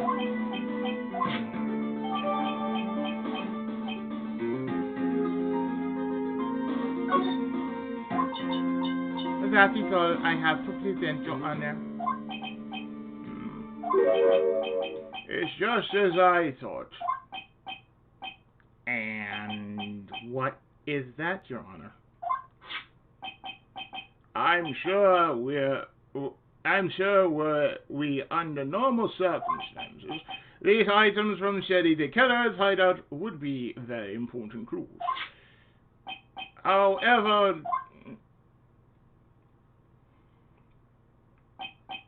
our question is not who did the killing. It is who is the client. Yes, That is correct. And the 3 items do not tell us anything about that.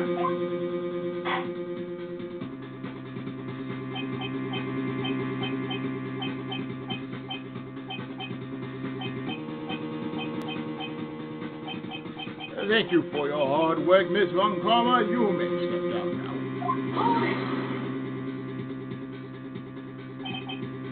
now. Wait, Your Honor!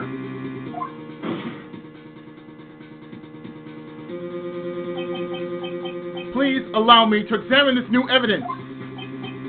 Overruled. This court already has all the evidence it needs to hand down a verdict.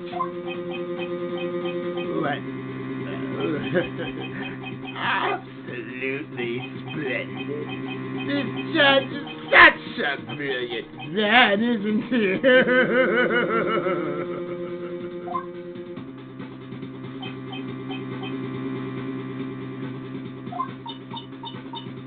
Phoenix. I knew it. There's no such thing as a miracle in this world, is there? I think you're wrong. I think they do exist. But you have to make that miracle happen. You've come this far. You can't give up now. But no matter how you think about it, it's try. For my sake. Just think about it for a second. There are 2 ways out of this situation for us. 2. The first,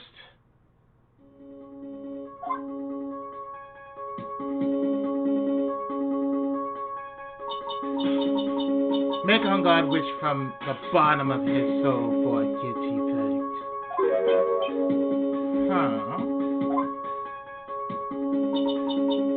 The killer will always place his client's wishes first. If on God himself wishes to be convicted, then he will let his hostage go.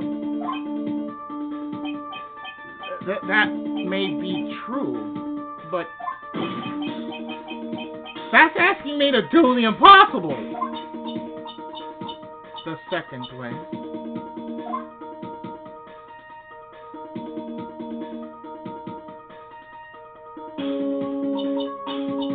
Force the killer to end his contract with Ongard. If the killer were to no longer think of Ongard as his client, then he would let Maya go. 2! That's even more impossible!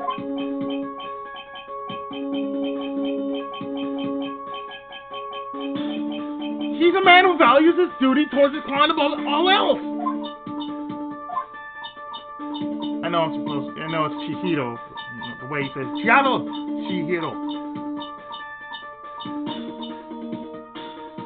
By the way, Chihiro is Mia's Japanese name. I know both of these seem like impossible feats of this. But if you could make either one happen, it would truly be a miracle. The bigger problem is, the judge has already said he doesn't need any more evidence. The pieces he was just shown, he's not accepting them. Leo, think things through from the other side. Isn't that what has always worked for us?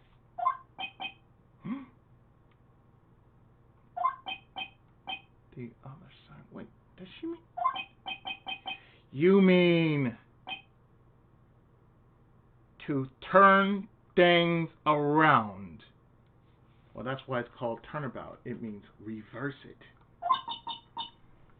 Leo, the judge says he doesn't need the evidence. If that's the case, then who does need it? The person who needs the evidence. The defense, prosecution, and the judge. We have seen all the pieces of evidence. And that is how we have come to know the truth. But there is one person who has yet to see them all. And that person does not know the truth.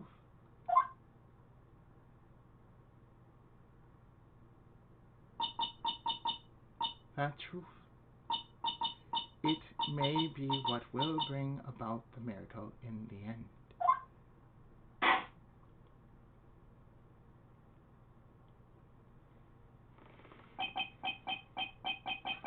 There are no objections this time, correct? Now then, I will pronounce my verdict. Why don't we all respectfully sit back and listen, kids? Immediately!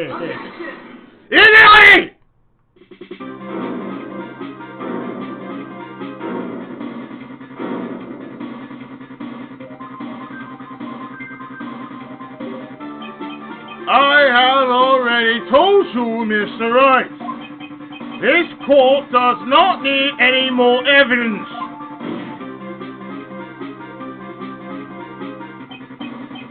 I am not saying it is us that needs the evidence, Your Honor. Then you want to show the evidence to that person?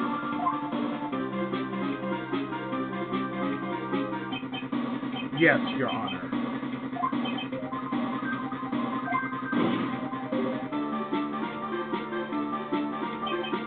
Please, Your Honor. Mr. Wright, for you to ask with such passion, I will grant you one chance. One chance. Please show your evidence to who you think is the right person.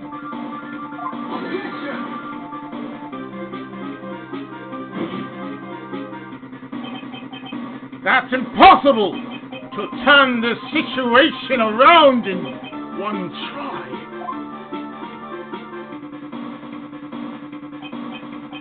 One try. That is all I will permit. I have to try to remember. I have to try to remember everything that has happened up to this point. Think, Rich. Think! There must be a way to save Maya while taking On Guard down at the same time.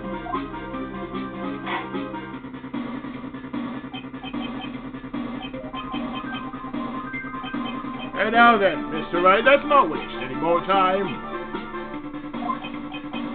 Who would you like to show evidence to? Well, the thing is, if you pick anybody else besides the person, you instantly get the bad ending. We're not going for the bad ending. We know what's at stake here. So let's just do this. Let's just sink the whole battleship.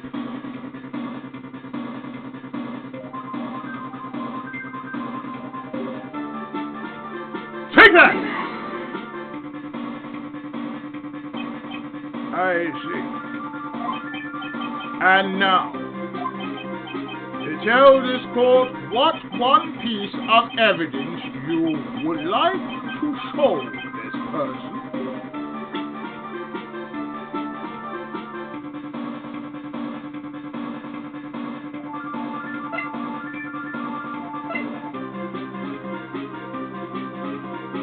The videotape.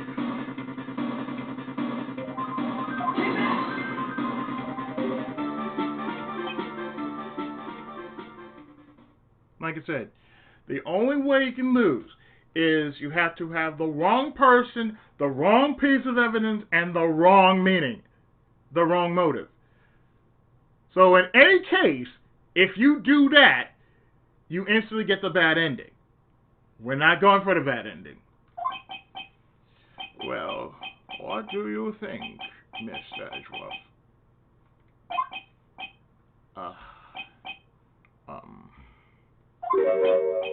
I think there is some merit in showing this evidence to that witness.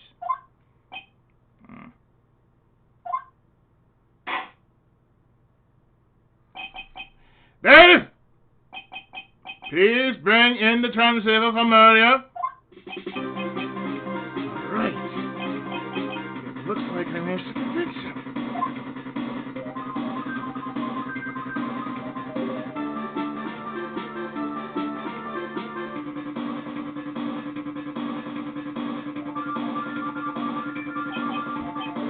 Maya!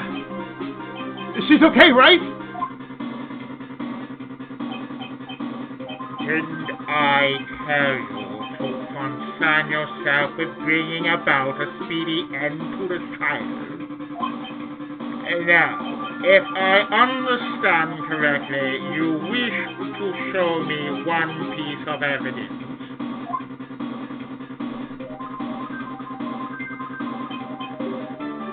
Yes. One is all I need. I have here a videotape. It was found at your hideout.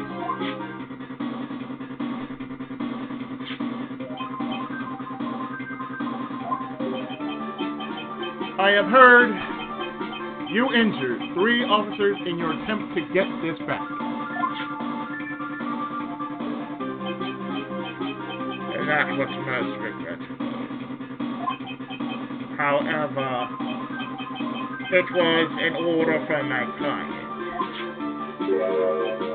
I was told to protect that videotape.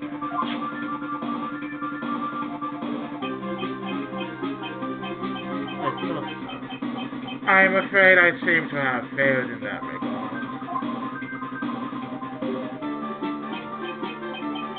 Do you know the contents of this tape? I was sternly told by my client to not watch it. So I have absolutely no idea. Actually, you are on this tape.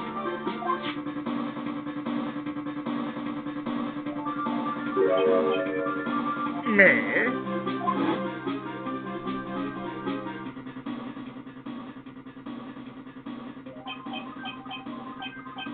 There was a video camera hidden at the crime scene.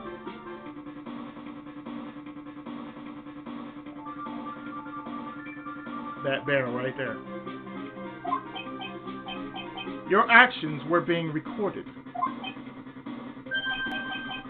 What? Is that true? Mr. Wright? Who was it that planted a camera?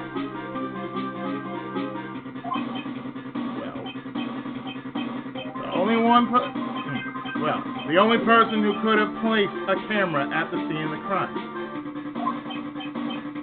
would be your client, naturally.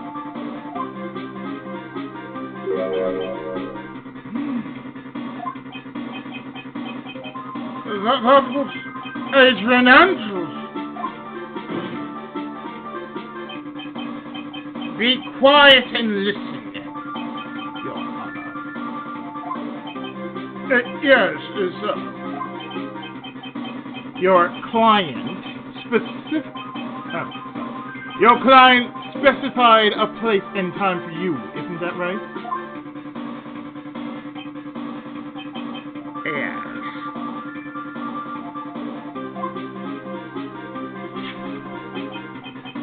That was so they could film you.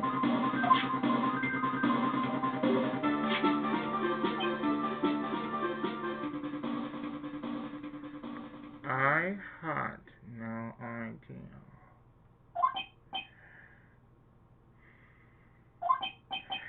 Mr. Wright, why would my client do such a thing?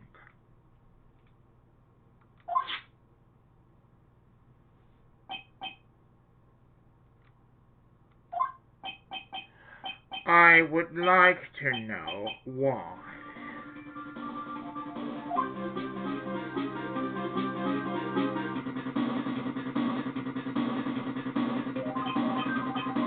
Why did that guard film the crime scene?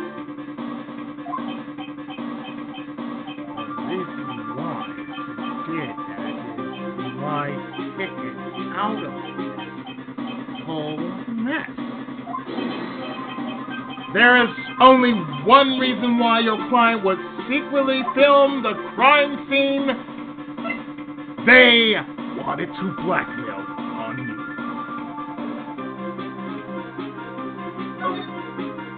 They wanted to blackmail.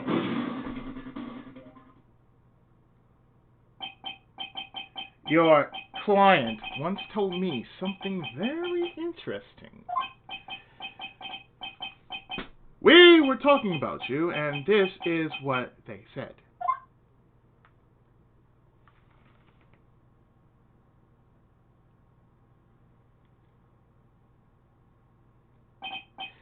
But I'm no weakling. I don't believe anyone. Least of all, assassins.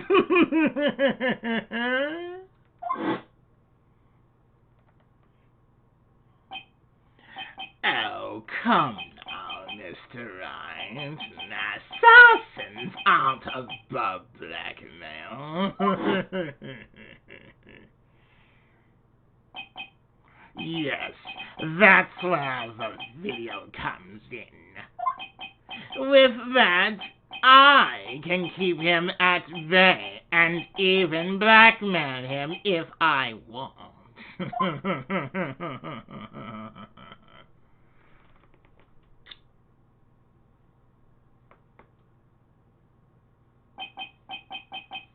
Your client didn't trust you at all. They were thinking of using this video to blackmail you.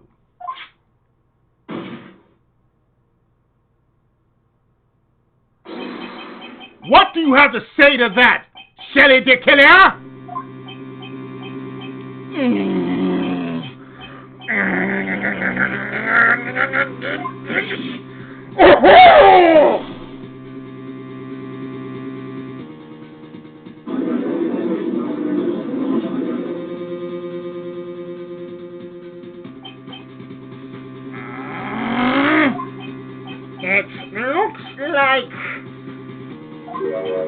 It looks like I was being deceived from the very beginning. Yes. By a natural. That is the kind of person they are. Your client is a person who only thinks and plots of how to use the people around them to protect themselves from any and all dangers that may arise. That is the true nature of your client.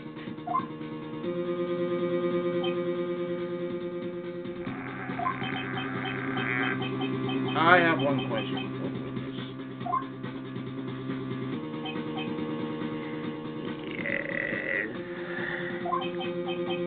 You told us one thing numerous times during your testimony.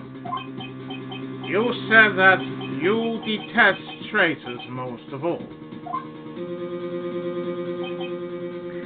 Yes, that's right. But what if that traitor was your own client? What would you do then?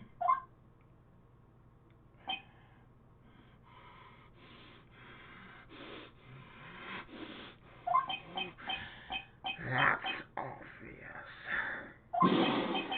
I would break your contract in that case.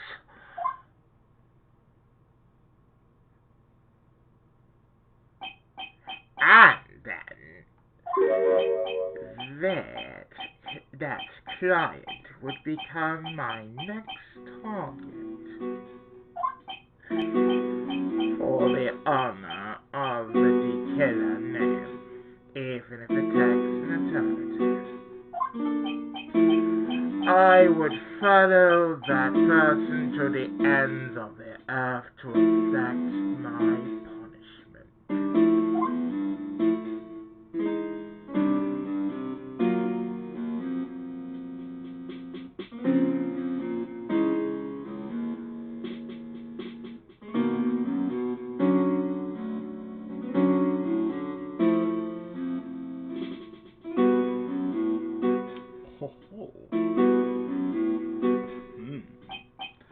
I see. That's all I wanted to know. So the traitor becomes the curtain's next target.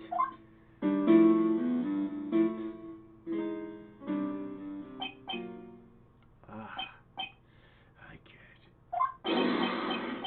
This is how we'll turn this case around. Mr. Wright. Yes?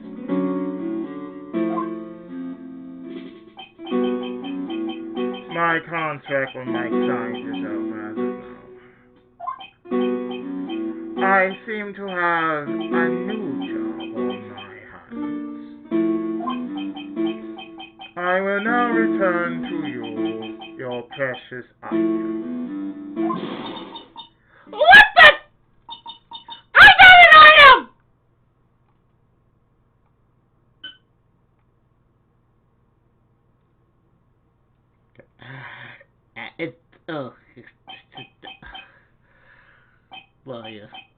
I thought I'd never see you again. Oh, Yakata!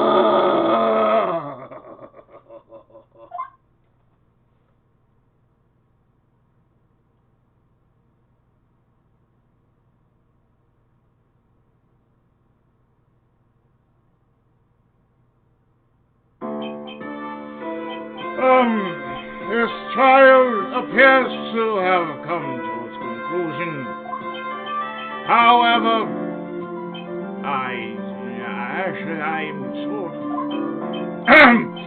I don't quite know what just happened. It's right!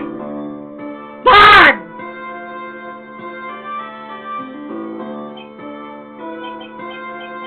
My friend Karma, where is that?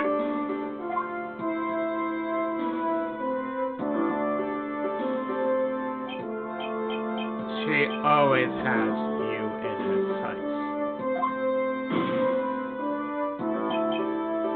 Now, I do believe it's time to finally hand down a verdict.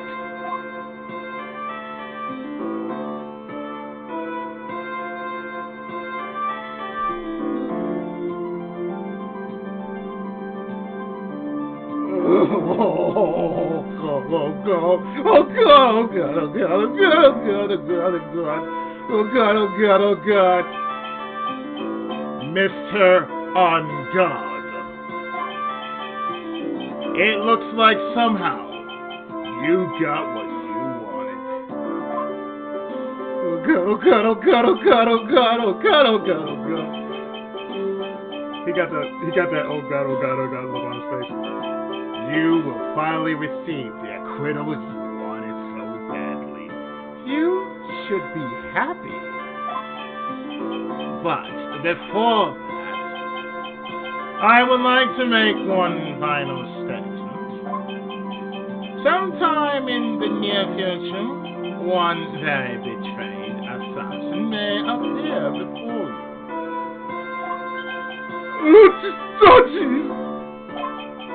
Needless to say, that man is very good at what he does.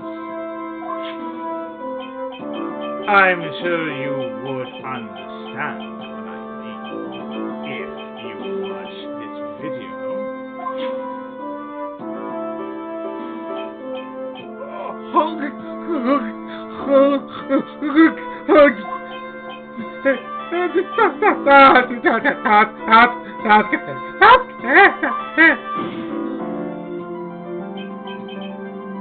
Now then, Your Honor, the verdict, if you please.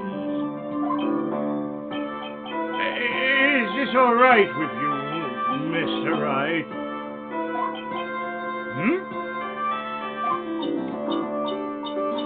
We have finally reached the end of a very long battle.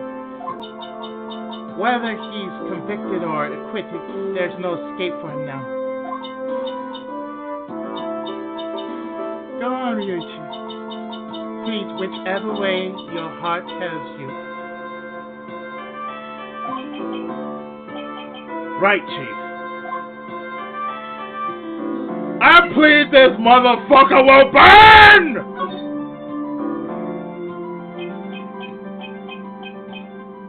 Matt on guard.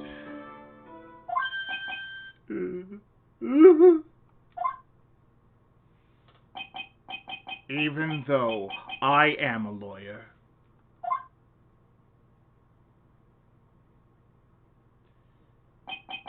I cannot make your crime disappear. I think a guilty verdict is appropriate here.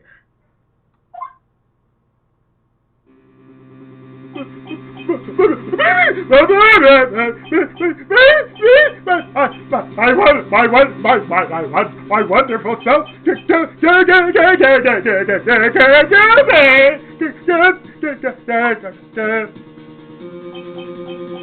Even if you got an acquittal,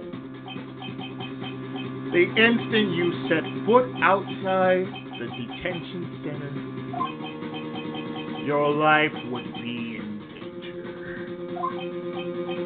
No matter which way you look at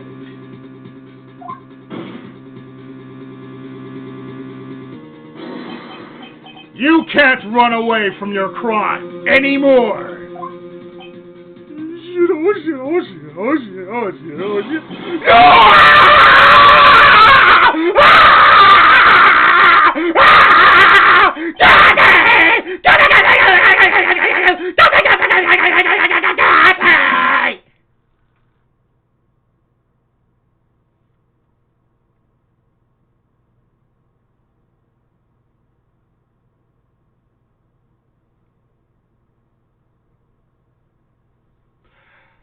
Thank you very much.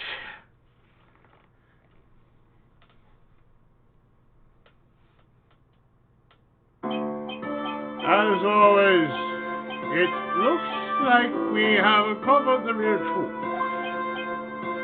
We? I don't remember you helping out much in this. Miss Edgewood, how's Matt on guard? I have left Mr. Von Karma in charge of his incarceration. I'm sure he's getting a full course meal of whipped leather right about now. Just on a vampire killer on his ass. Very good. That was a close one, wasn't it, witness? Yes. I plan to pay my debt to society for my own crime, Your Honor. The first thing I was called to the witness stand during this trial. All I felt was despair. Again, Adrian Andrews. Again, dear, this is not Danganronpa. She must be talking about the time Edgeworth really went after her. I guess he's trying to forgive him for what he did.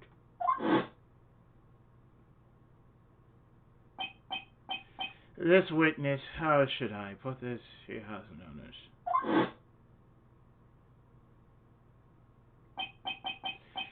If you're going to say you would choose death, that is of no concern to me. I have to, just because. You know why? Because there's some people who would actually just feign that shit all the way to the bank. just because, okay, if you don't do this for me, I'll die, you know, being melodramatic or something worse than that. And really, I'm going to be off topic about this. You do not want to fuck with suicide. I said it once, and I will say it again. Do not mess with suicide. Do not even play with it. Do not even think it. Do not even joke about it. There is nothing more serious than you trying to take your own life. And this would be the bona fide solid answer right there. If, honestly, people just do that kind of shit, the only thing I can say is, alright, you don't do that, bye. We don't need you in this world. You can go straight to hell with that shit. So Edgeworth is not wrong there. He is 1000% right about that.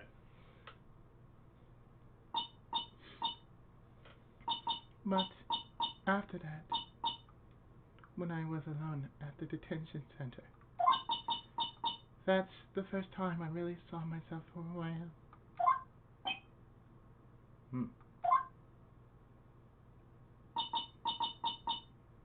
And today, when the two of you used your combined strength to convict Matt,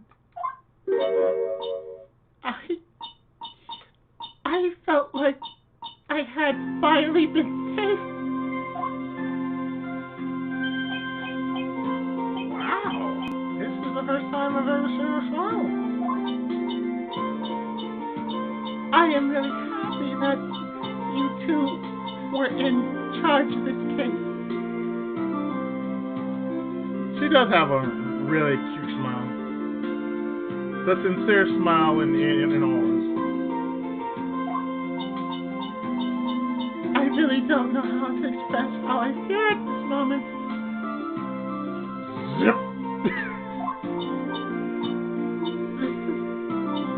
This is the first time I feel comfortable with myself, with who I am. Thank you so much, everyone. I will not go into detail with all the Japanese names, because I read the Japanese version of it. Yeah, I'm not gonna go with that. It looks like we have resolved everything at last. As for myself, there are still a few things I'm confused about, but everyone seems to be in good spirits. And that is good enough for me. That is all. This court is adjourned!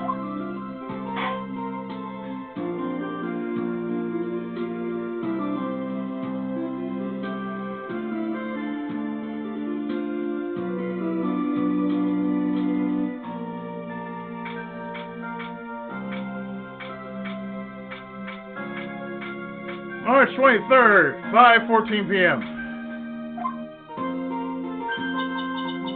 You were great out there, Phoenix.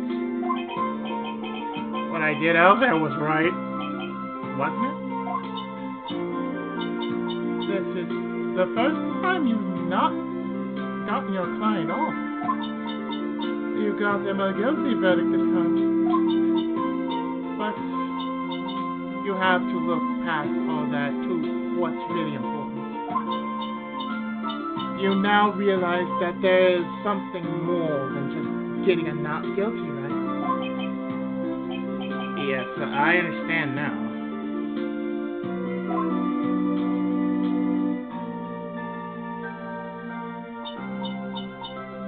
Phoenix, think back for a second. Think to the moments before Miss Montana arrived with the final piece of evidence. Think about the incredible decision you had to make.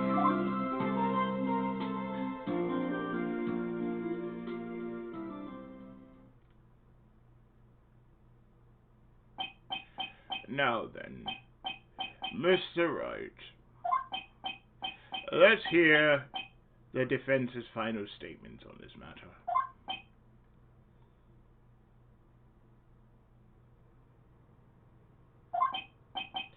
I can't count on the evidence to help me anymore. I have to listen to my heart. Should I side with justice, or should I save Maya's life?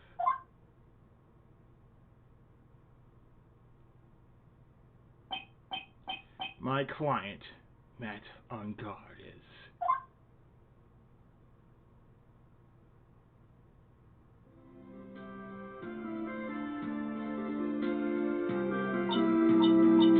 Is he guilty or is he not guilty? Those were your choices, Benny, and your answers. Your answers spoke to what being a lawyer means to you.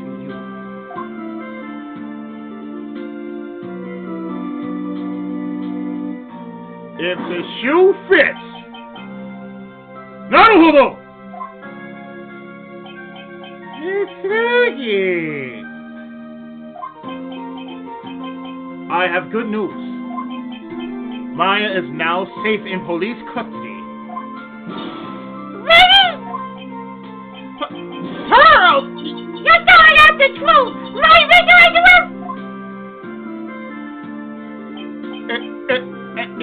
Yes, she's quite safe. She is on her way here as we speak in a patrol car.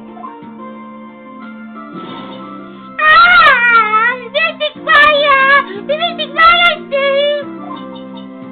You did it! You really did it! This is it!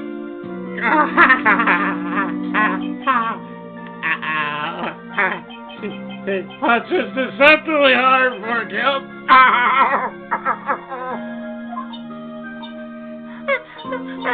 I believed in you. I kept saying to myself that it was ever because it was ever.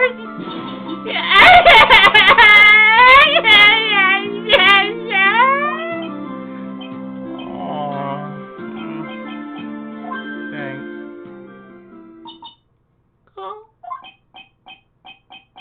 What's wrong?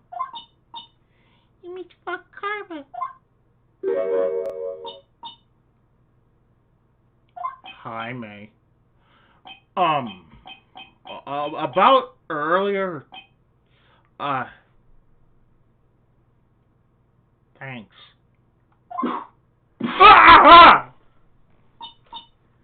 Why are you still smiling, Mr. Naruhodo Ryuichi? You lost! Your perfect win record has now been crushed! And you are still happy?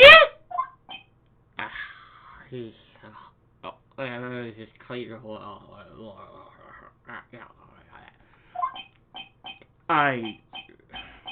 I don't think you'll ever understand, Miss Von Karma. How dare you!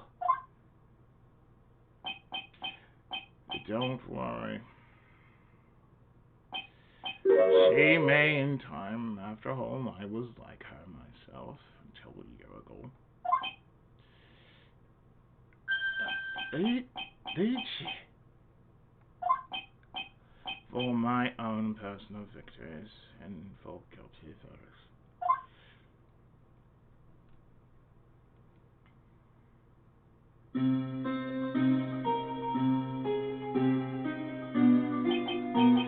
I use every dirty trick in the book, and so my win record remains spotless.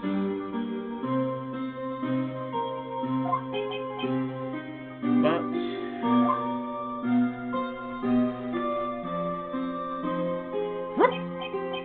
a man here stood fast against that selfish mean. I fought him in my usual manner and tasted my first defeat.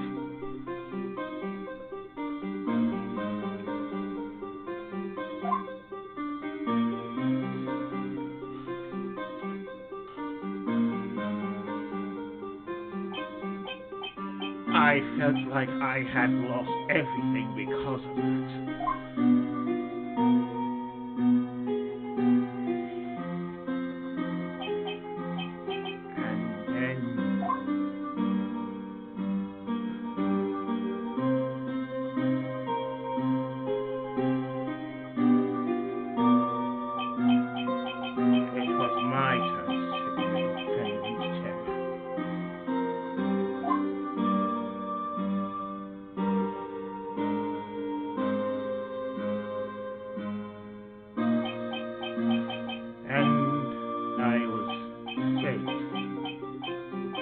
Person I called my enemy.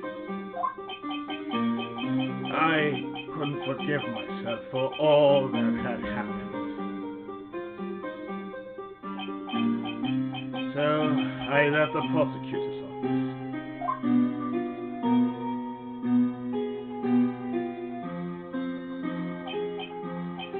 And I left that note. Prosecutor Eiji Mitsurugi Miles Edgeworth chooses death. As well as you should have. A prosecutor who has shamed himself with the fear should crawl into a hole and die. But that was not what happened. After I left the prosecutor's office, I finally came to realize something. And it was in that moment of clarity that everything began to change. That foolish nonsense. We prosecutors use anything we can to attack the defendant. But every time we did so... Idioti!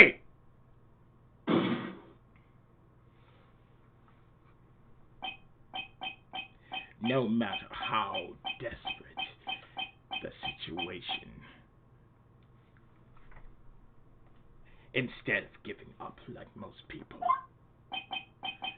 that man would hold strong with his undying faith.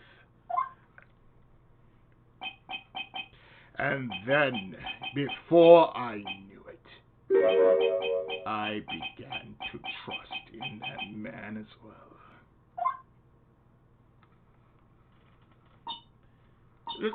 That? You trusted your enemy? It doesn't matter how many underhanded tricks a person uses. The truth will always find a way to make itself known. The only thing we can do is to fight with the knowledge we hold and everything we have. Erasing the paradoxes one by one. It's never easy. We claw and scratch for every inch. But we will always eventually reach that one single truth. This I promise you. That's true. Yes. That's the reason why prosecutors and defense attorneys exist. But I'm sure you knew that already, didn't you, Wright?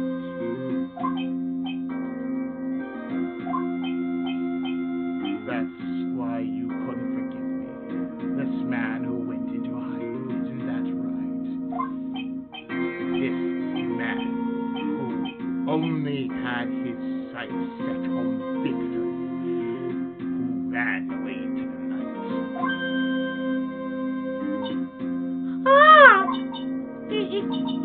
Because we're friends yesterday.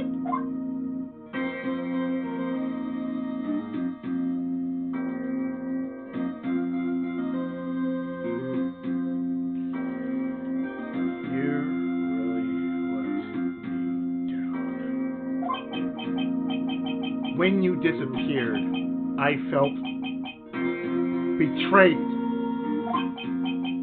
The reason I decided to become a lawyer to begin with was because I believed in the things you said to me.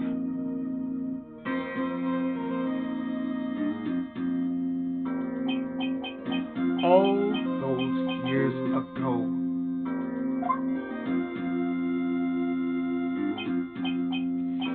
And you betrayed your own words.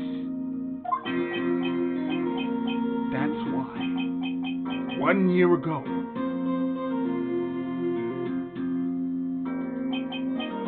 I made up my mind.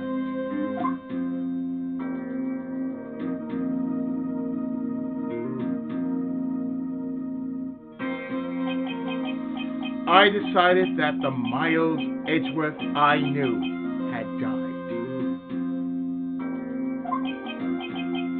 At least, that's what I told myself.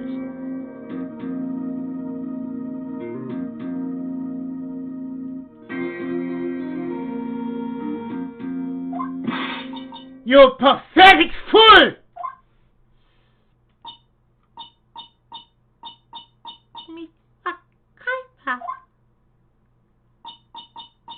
I don't want to hear the wretched whimpering of a disgraced loser! As uncommon as someone who is destined to be perfect.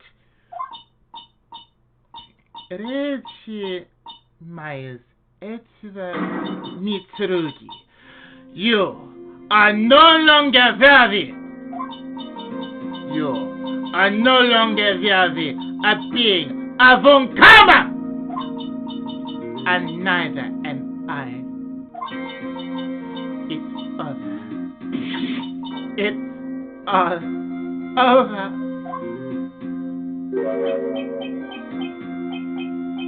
May threw something on the ground just now.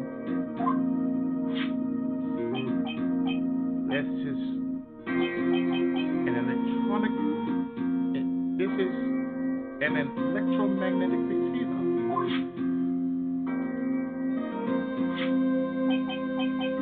Isn't that the thing she used to track Detective Gumshoe? I'll return this to the precinct later. There's something else. Ah! Isn't that this what kind is weird? I'll never set foot in another courtroom again. I'm sure that's what she's saying by this action. You should keep this, right?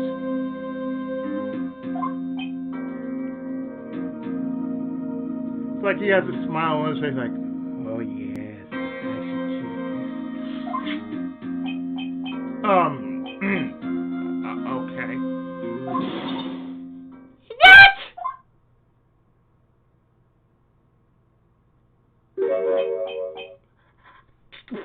Maya! This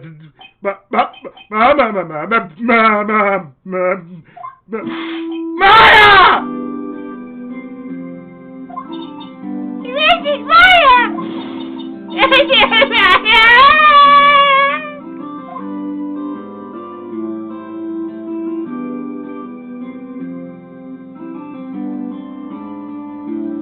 Take a picture.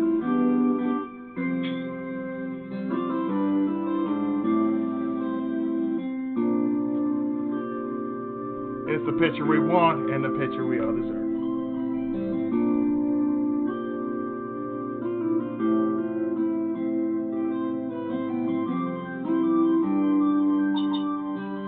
Oh, Nick! I knew you would come through! You got convicted like I knew you would! And on top of that, you even rescued me! Well, of course I did. You know, I would never desert you. But we sure pressed our luck this trial. You're really lucky to be standing here. Whatever. Look, it's over, okay? Besides, if I did cook, I would just come back and haunt you like a bag of soup early.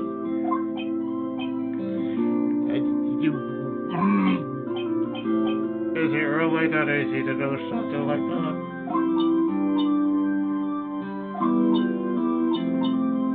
Think what, Nick?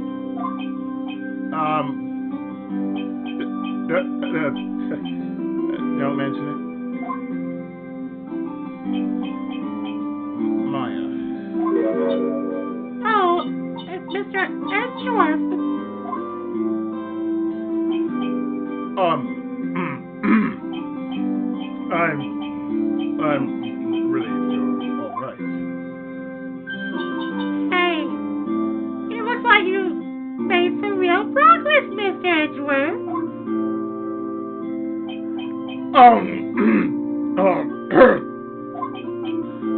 Well, I suppose I'm a little bit different from who I was a year ago. Shit. Oh, god damn, that's one hell of a... Oh, yeah, that's the stomach. Oh, yeah, that's like, oh. Well, your stomach just go like, oh, what? Yeah, you know what time it is. I know that all too well. All right. I think it's time we got out of this depressing place. Eh? Well, where are we going? Food, Nick. Food! Grub! Chow! I'm starved! I'm so hungry even you look like a nice juicy burger on a bun for me, Nick.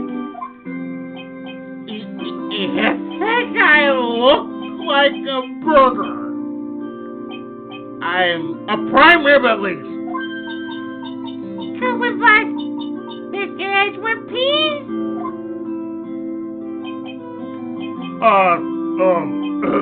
If you insist. Alright, so how about we hit up our usual burger joint? Don't be silly, Nick. Huh? This case messed up that awesome evening and got in the way of my gourmet food. So I decided that we have to make it up by having another feast. Another feast? Come on, Nick! Food! Yeah, we're going to just we're going to okay.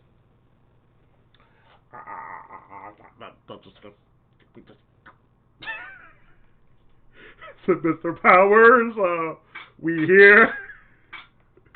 March 23rd, 7:38 p.m. at the hotel. Hey, pal! Well, sorry to keep you guys waiting. Gumshoe! Are you alright? Yeah, but I'm really embarrassed. I didn't think I would hit a telephone pole of all things. A telephone pole? Then it was the red light that got out? You did it again, silly boy. I felt like my dear old heart was gonna give out on me, and I ain't choking. Yeah, it was more exciting than the very last episode of the Steel Samurai. Thanks. Now look at here, Mr. Snooty Prosecutor. Don't you reckon your boy, Mr. Wright, too hard? If you don't stop being a little nicer to him, he might just kick it to not even. I'll keep that in mind. Well, come on now, everyone go around. Y'all gonna get these pictures taken by a genuine professional photographer. Looks like Lana bought herself a new camera. Well, pal, at least we can put this messy case behind us now. Come on! Tonight's all about eating, so let's go chow down, pal! Amen to that, pal. Amen.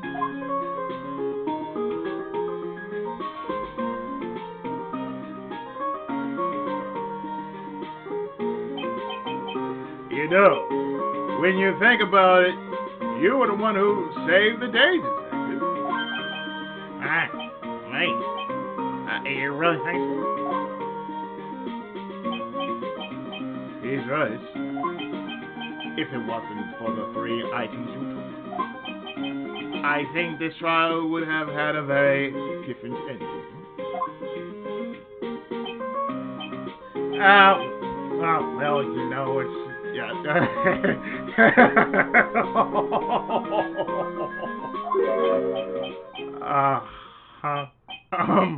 Wait.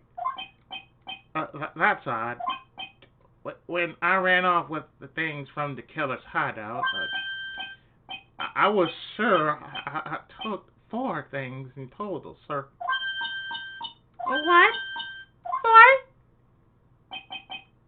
Yeah, I'm sure I put one of the items in my coat pocket.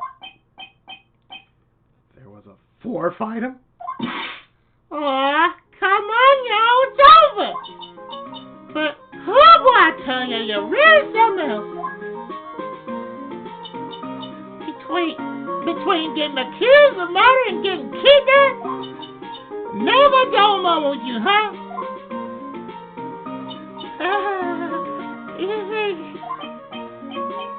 Why does she look so happy about that? Between shut away for 2 whole days. Weren't you scared? I'm more concerned about the food. Is this the same food or is this different food? Yeah, it really was scary. I felt so hopeless. Yeah, it really was scary. I felt so hopeless. Trying to keep my mind off of things I drew a picture. Sounds like you had it rough, gal. So where's the picture of yours? Yeah! I like these with the finest picture.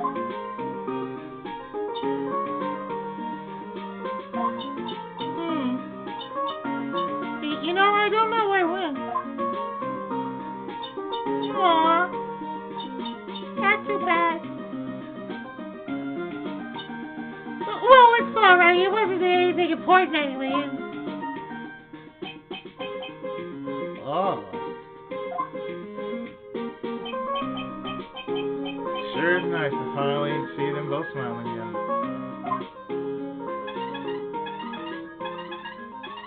Oh, shit.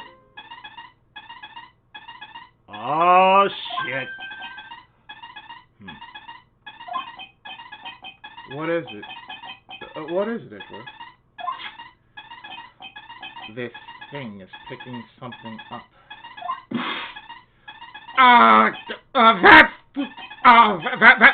That's Mr. Carter's receiver. Thanks to her, I had the most awful experience of my life, sir. I can't believe she stuck a tracking device on me. That's odd. Even though you're standing right here. The tracking device seems to be in a different location. Oh, it's probably busted or something, sir.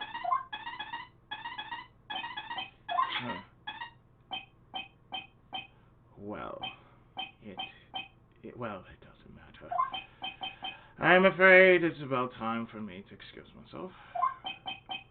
I still have some work to do. Huh? But Mr. Edgeworth, you haven't even eaten anything yet. And you've eaten way too much, you what? I had fun tonight. Now, if you'll excuse me.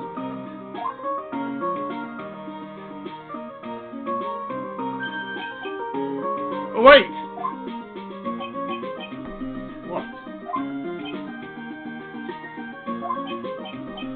I just wanted to say thanks, Daisy. You really saved me out there.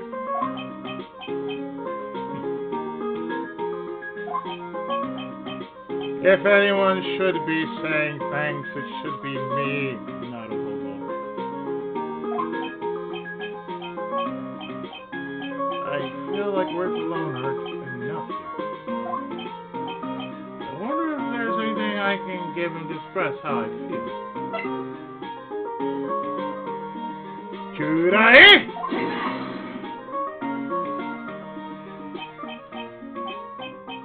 What's this? Arigato. It's all thanks to you, too. You and her.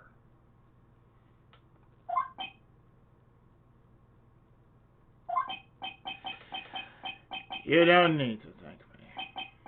I was only doing my job.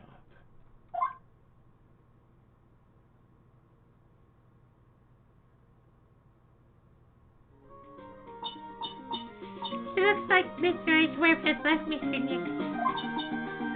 Hey, Mrs. Myers? Yeah, Pearl? I guess you two can go back to be lovey-dovey, right? You and Mr. Nick, I mean? Pearl! What you cut it out already? You're embarrassing me! Anyway, so who's paying for this lovely dinner party? I'll have you need to ask. Everyone say thank you to Nick! Huh? Oh yeah, I was kind of at the point where I can't even buy instant noodles, pal. So I kind of already put your name on the bill. Huh? Huh? Yeah, I got me a situation just like that myself. There's this camera shop in this hotel seat. And I just bought myself this good old beauty hair. It better be anyhow for $3,000.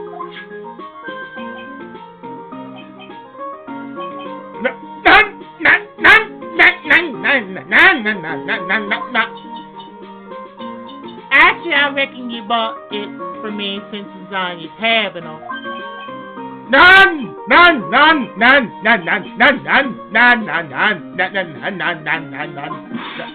Isn't this great, Mrs. Nick? Yeah, Nick.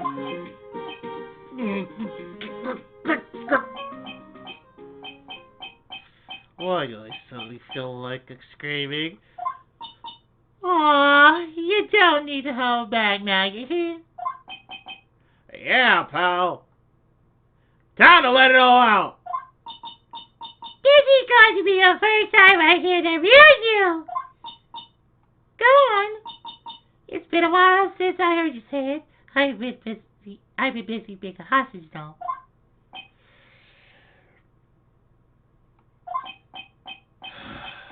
All right then.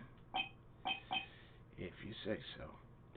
Illuminati!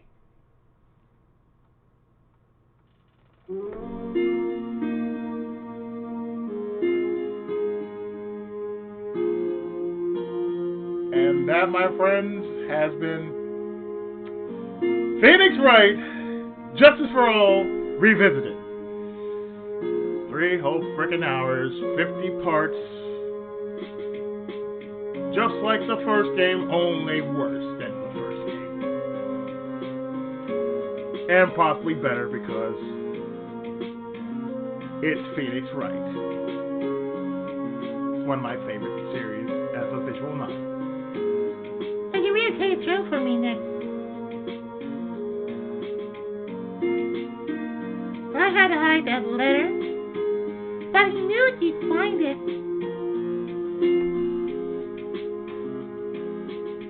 I really feel like I've been living on the edge lately.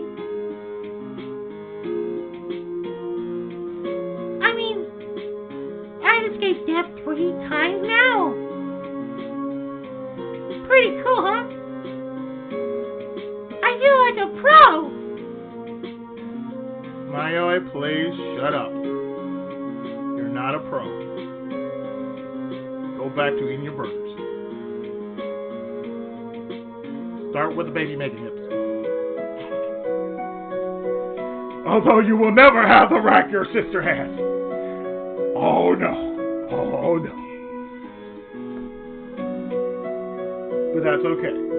You can still gain the hips. We won't mind.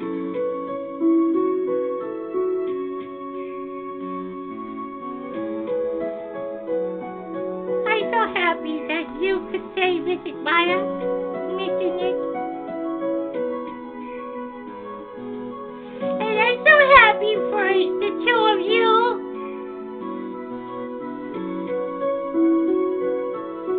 Speaking of which, I think this hotel is a popular place for honeymooners. Oh, Pearls. So I sort of made reservations for the 2 of you. Just in case. What? You're 8 years old and you already...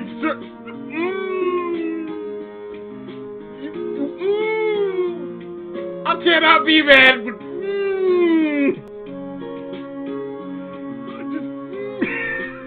It's like, you what?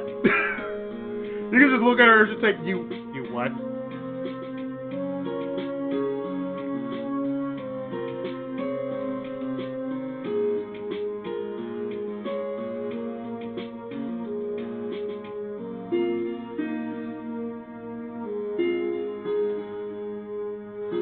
Well, pal, it looks like I'm back on the force again. Mr. Edgeworth had a long talk with the chief. He got me reinstated for my sake.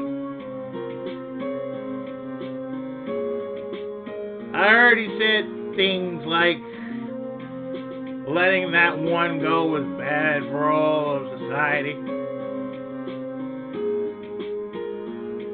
I knew it!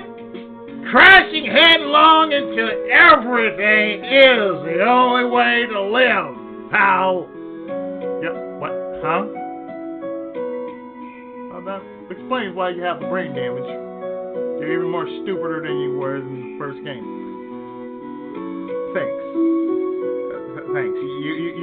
You are a great cop. You are better than Mike Meekins, man. I salute you and everything you do. But sir, you sit your ass down over there, boy.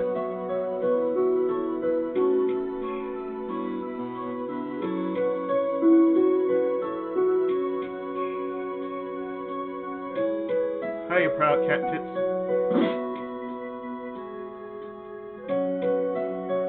I, Meadow Bird, am retiring this uniform as of today, sir. I'm going to be a waitress from now on. And bring smiles and joy to the people who come by the restaurant, sir. Good for you, sweetie. I hope you'll stop by sometime, Mr. Wright.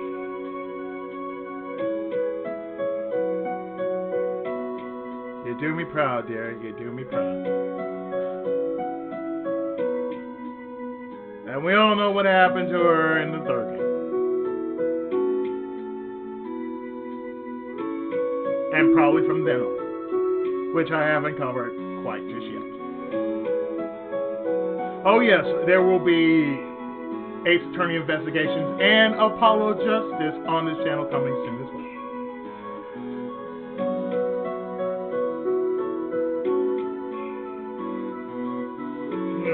Yes. Are you here to visit a patient? I'm Director Hardy.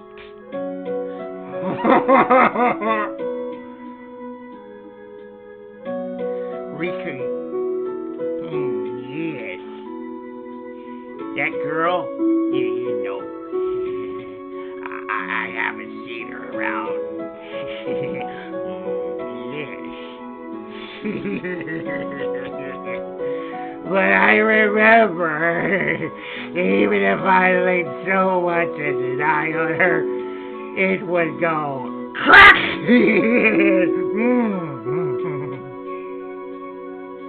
It didn't matter if I got whipped, though. Yes. I do not apologize for that voice.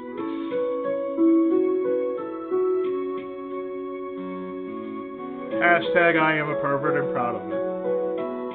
Hashtag Pookie Izzy 7.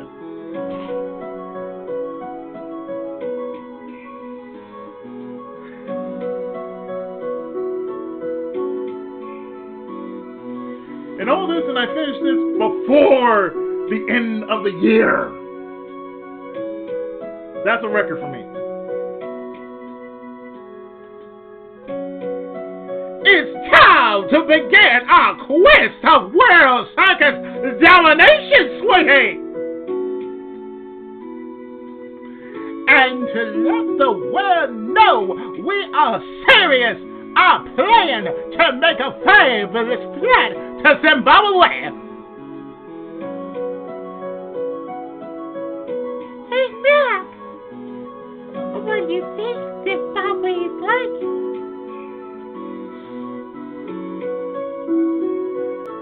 Isn't there a castle made of cake and bunnies who can talk?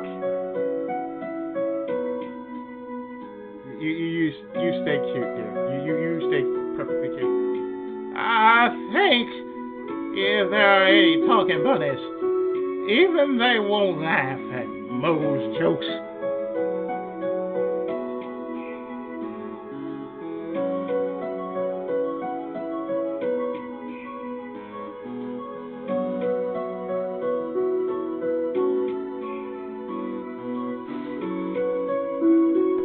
But, Trials and Tribulations, which is the last in the trilogy, that's gonna take a while. So just so you know, oh yeah, when we get to Trials and Tribulations, oh, that is the shit. Because we all know one character that every man will cringe and sing. I'm ready! There's no way these jokes are gonna fall on deaf ears! I'm gonna be more contemporary with my humor!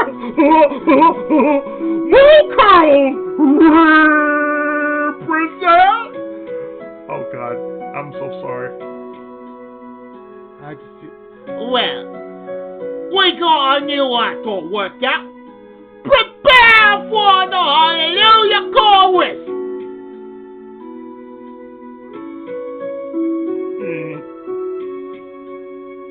I'll tell you something, will ya? You're supposed to start this off! Get on with it!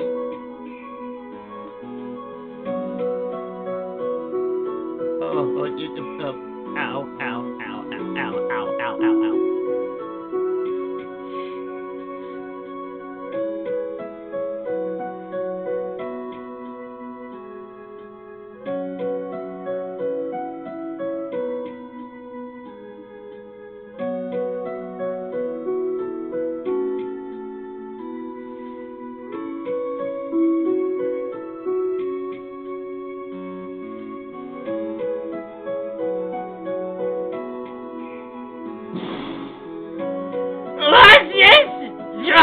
It's just an electric razor charging on its stand.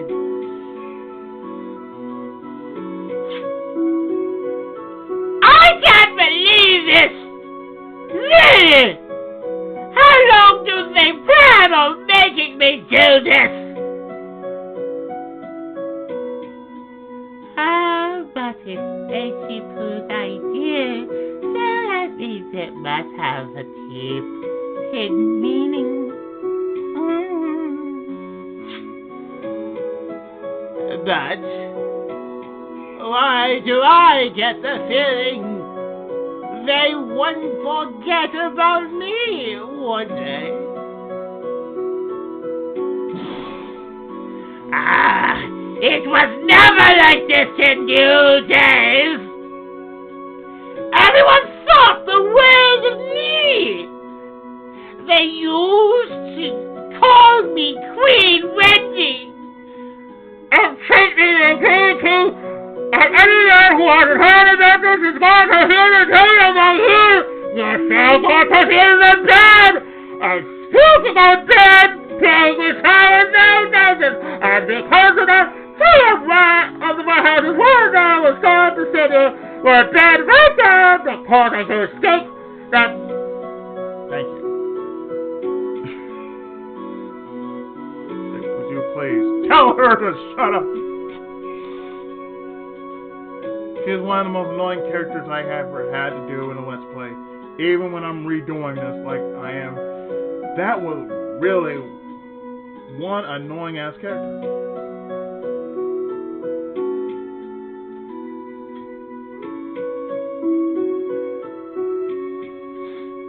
But in retrospect, yeah, I plan to do more of the Phoenix Wright games, or rather the Ace Attorney games.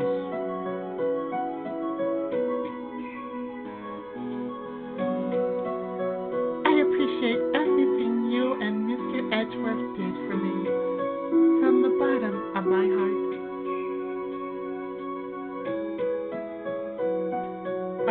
That's right. I received a letter from Miss Von Karma.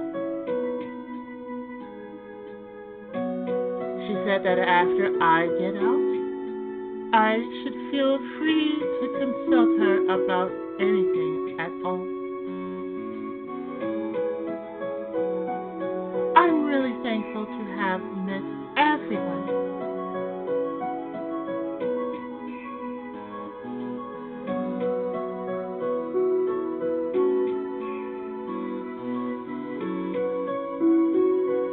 It's always going to be like this. The last part of every Phoenix Wright game is going to be the longest because it's 3 hours. I'm not mad about it, but it's always going to be 3 hours because it has to go through curtain call.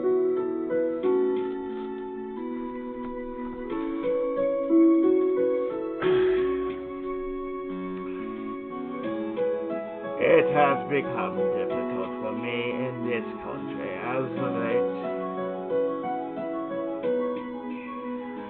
As such, I will take a short leave of absence. If you would like to request my services, please be sure to visit my homepage. May we both be blessed with longevity.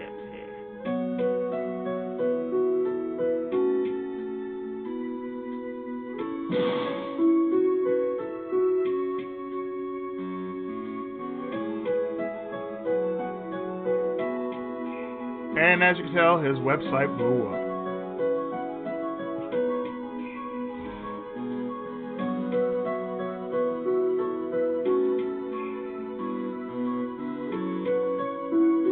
But, as with everything, I have been your friendly neighborhood Tenkaichi, Ichigo Musoko, aka PI7.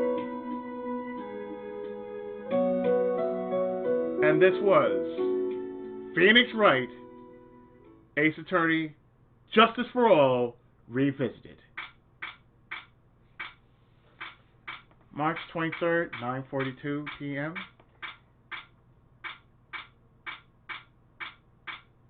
At the International Departures, Gate 12.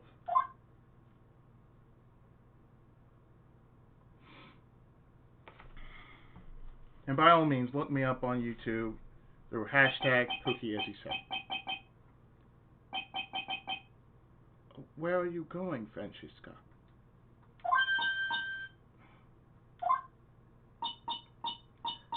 How did you know I was here? With this. That's I heard you were planting things on a certain person. Things like tracking devices in his coat. For example.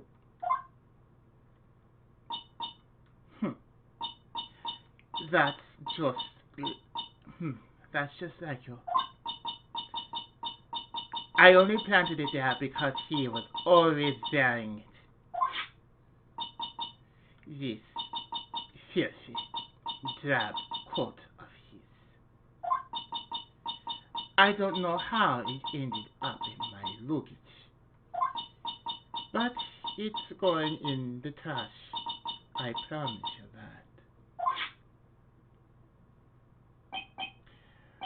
that. Oh, that's right. Speaking of that man, he told me something very interesting.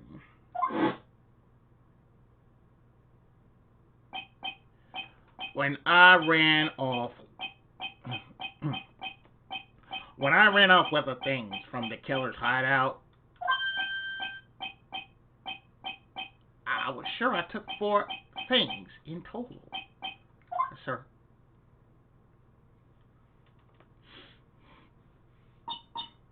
4 things. It seems he put the last one in his coat pocket. He put it in here.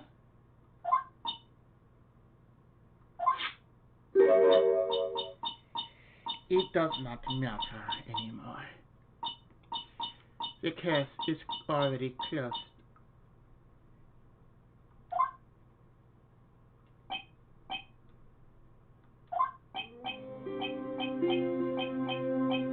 What are you going to do now?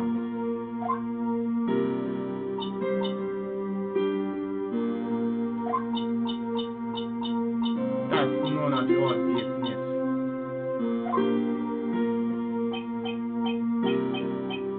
Are you running away?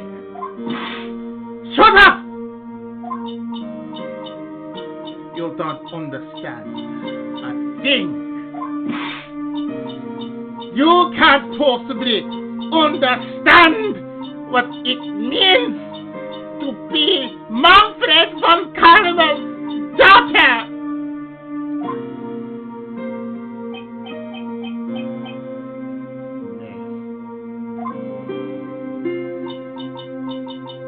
So many expectations from everyone around me. Expectations I must fulfill.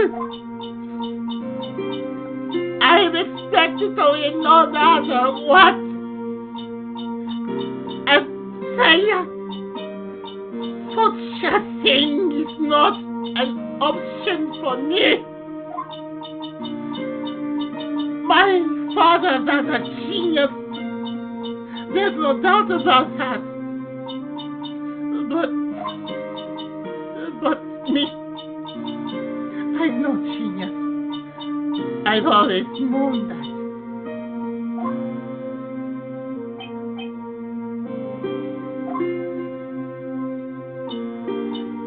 But I had to be one. I had to.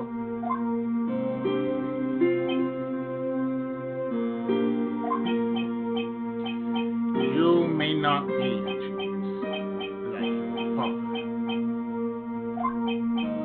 but you are a prosecutor. You have been and always will be.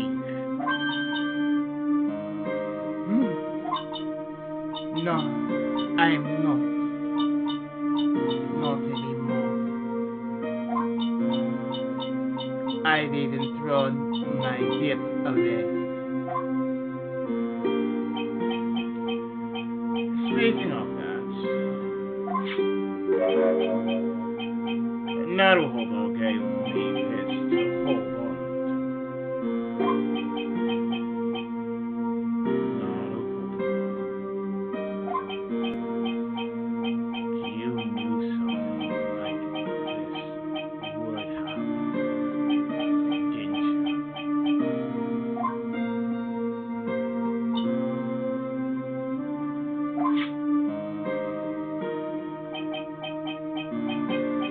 going to say this again. We prosecutors do not fight for personal honor or pride. I hope you will think deeply about what you should be striking down with that whip.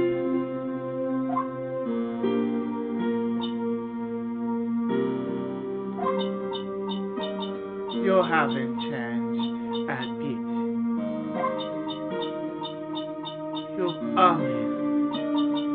You've always left me alone and walked on ahead without me.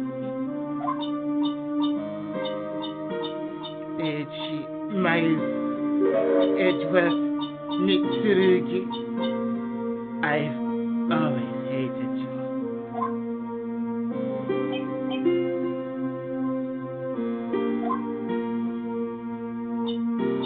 And then finally, my chance to take my revenge on you arrived.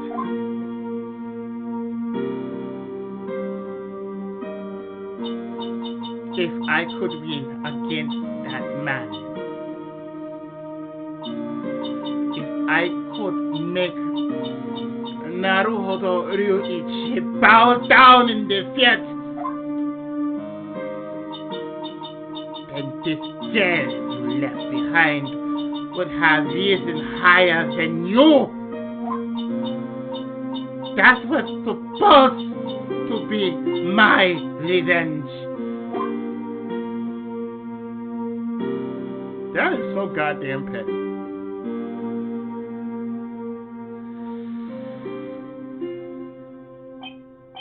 I see.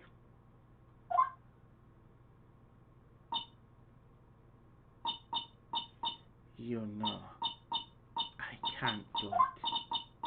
I can't change who I am. I can't throw away everything I've been until today. I believe you can. Just like how Adrian Andrews did. Adrian Andrews. You were going to use her during the trial, right? But you were dependent on your father by using his tactics. Isn't that right?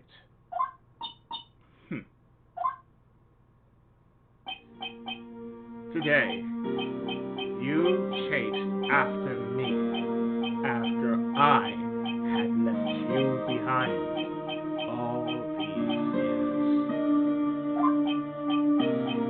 And that's why we're standing here now, side by side.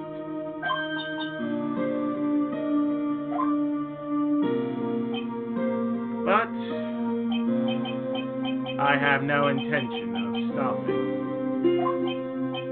If you say you are going to quit your walk down the prosecutor's path,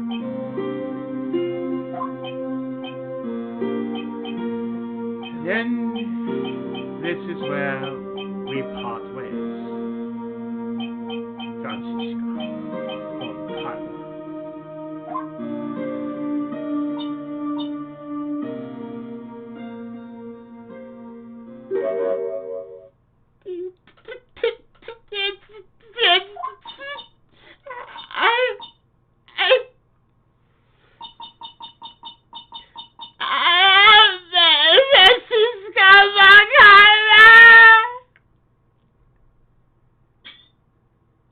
She is a broken girl. Don't think I'm going to walk in your shadow forever. I'm about to begin now. So you had better prepare yourself. Let's see the future.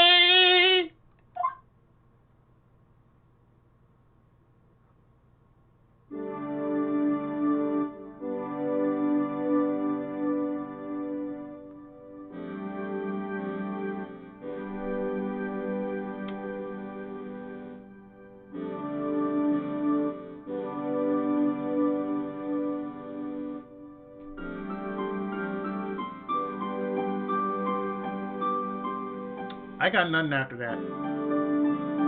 I really don't.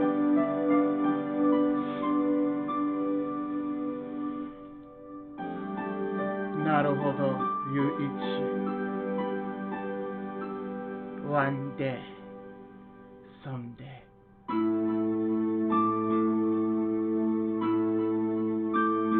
I'm sure we'll meet again in battle.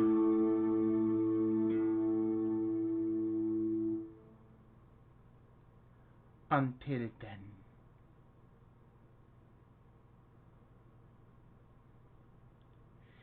this last piece of evidence that never made it to you.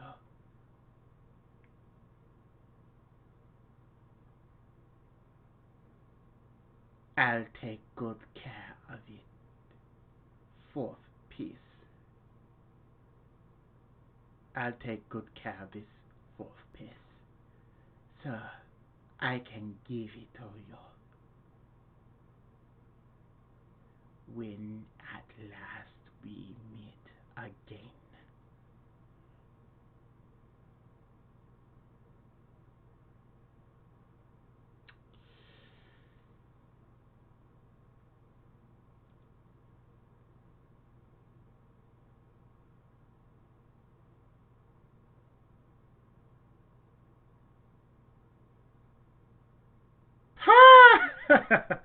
The card.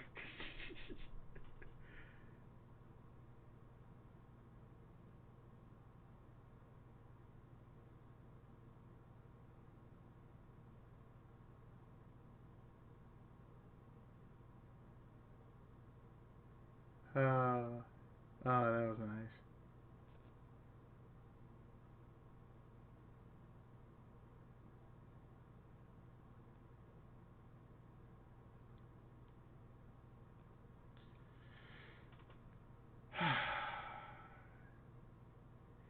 And that was it.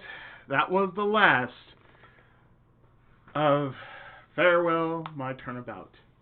And that was the end of Phoenix Wright, Justice for All, Revisited. So next time,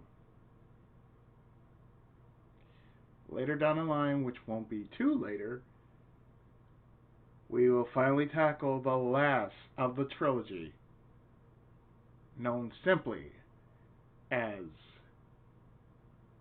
Trials and Tribulations, which will end the trilogy of Gyokuten Sazaemon. Turnabout Court.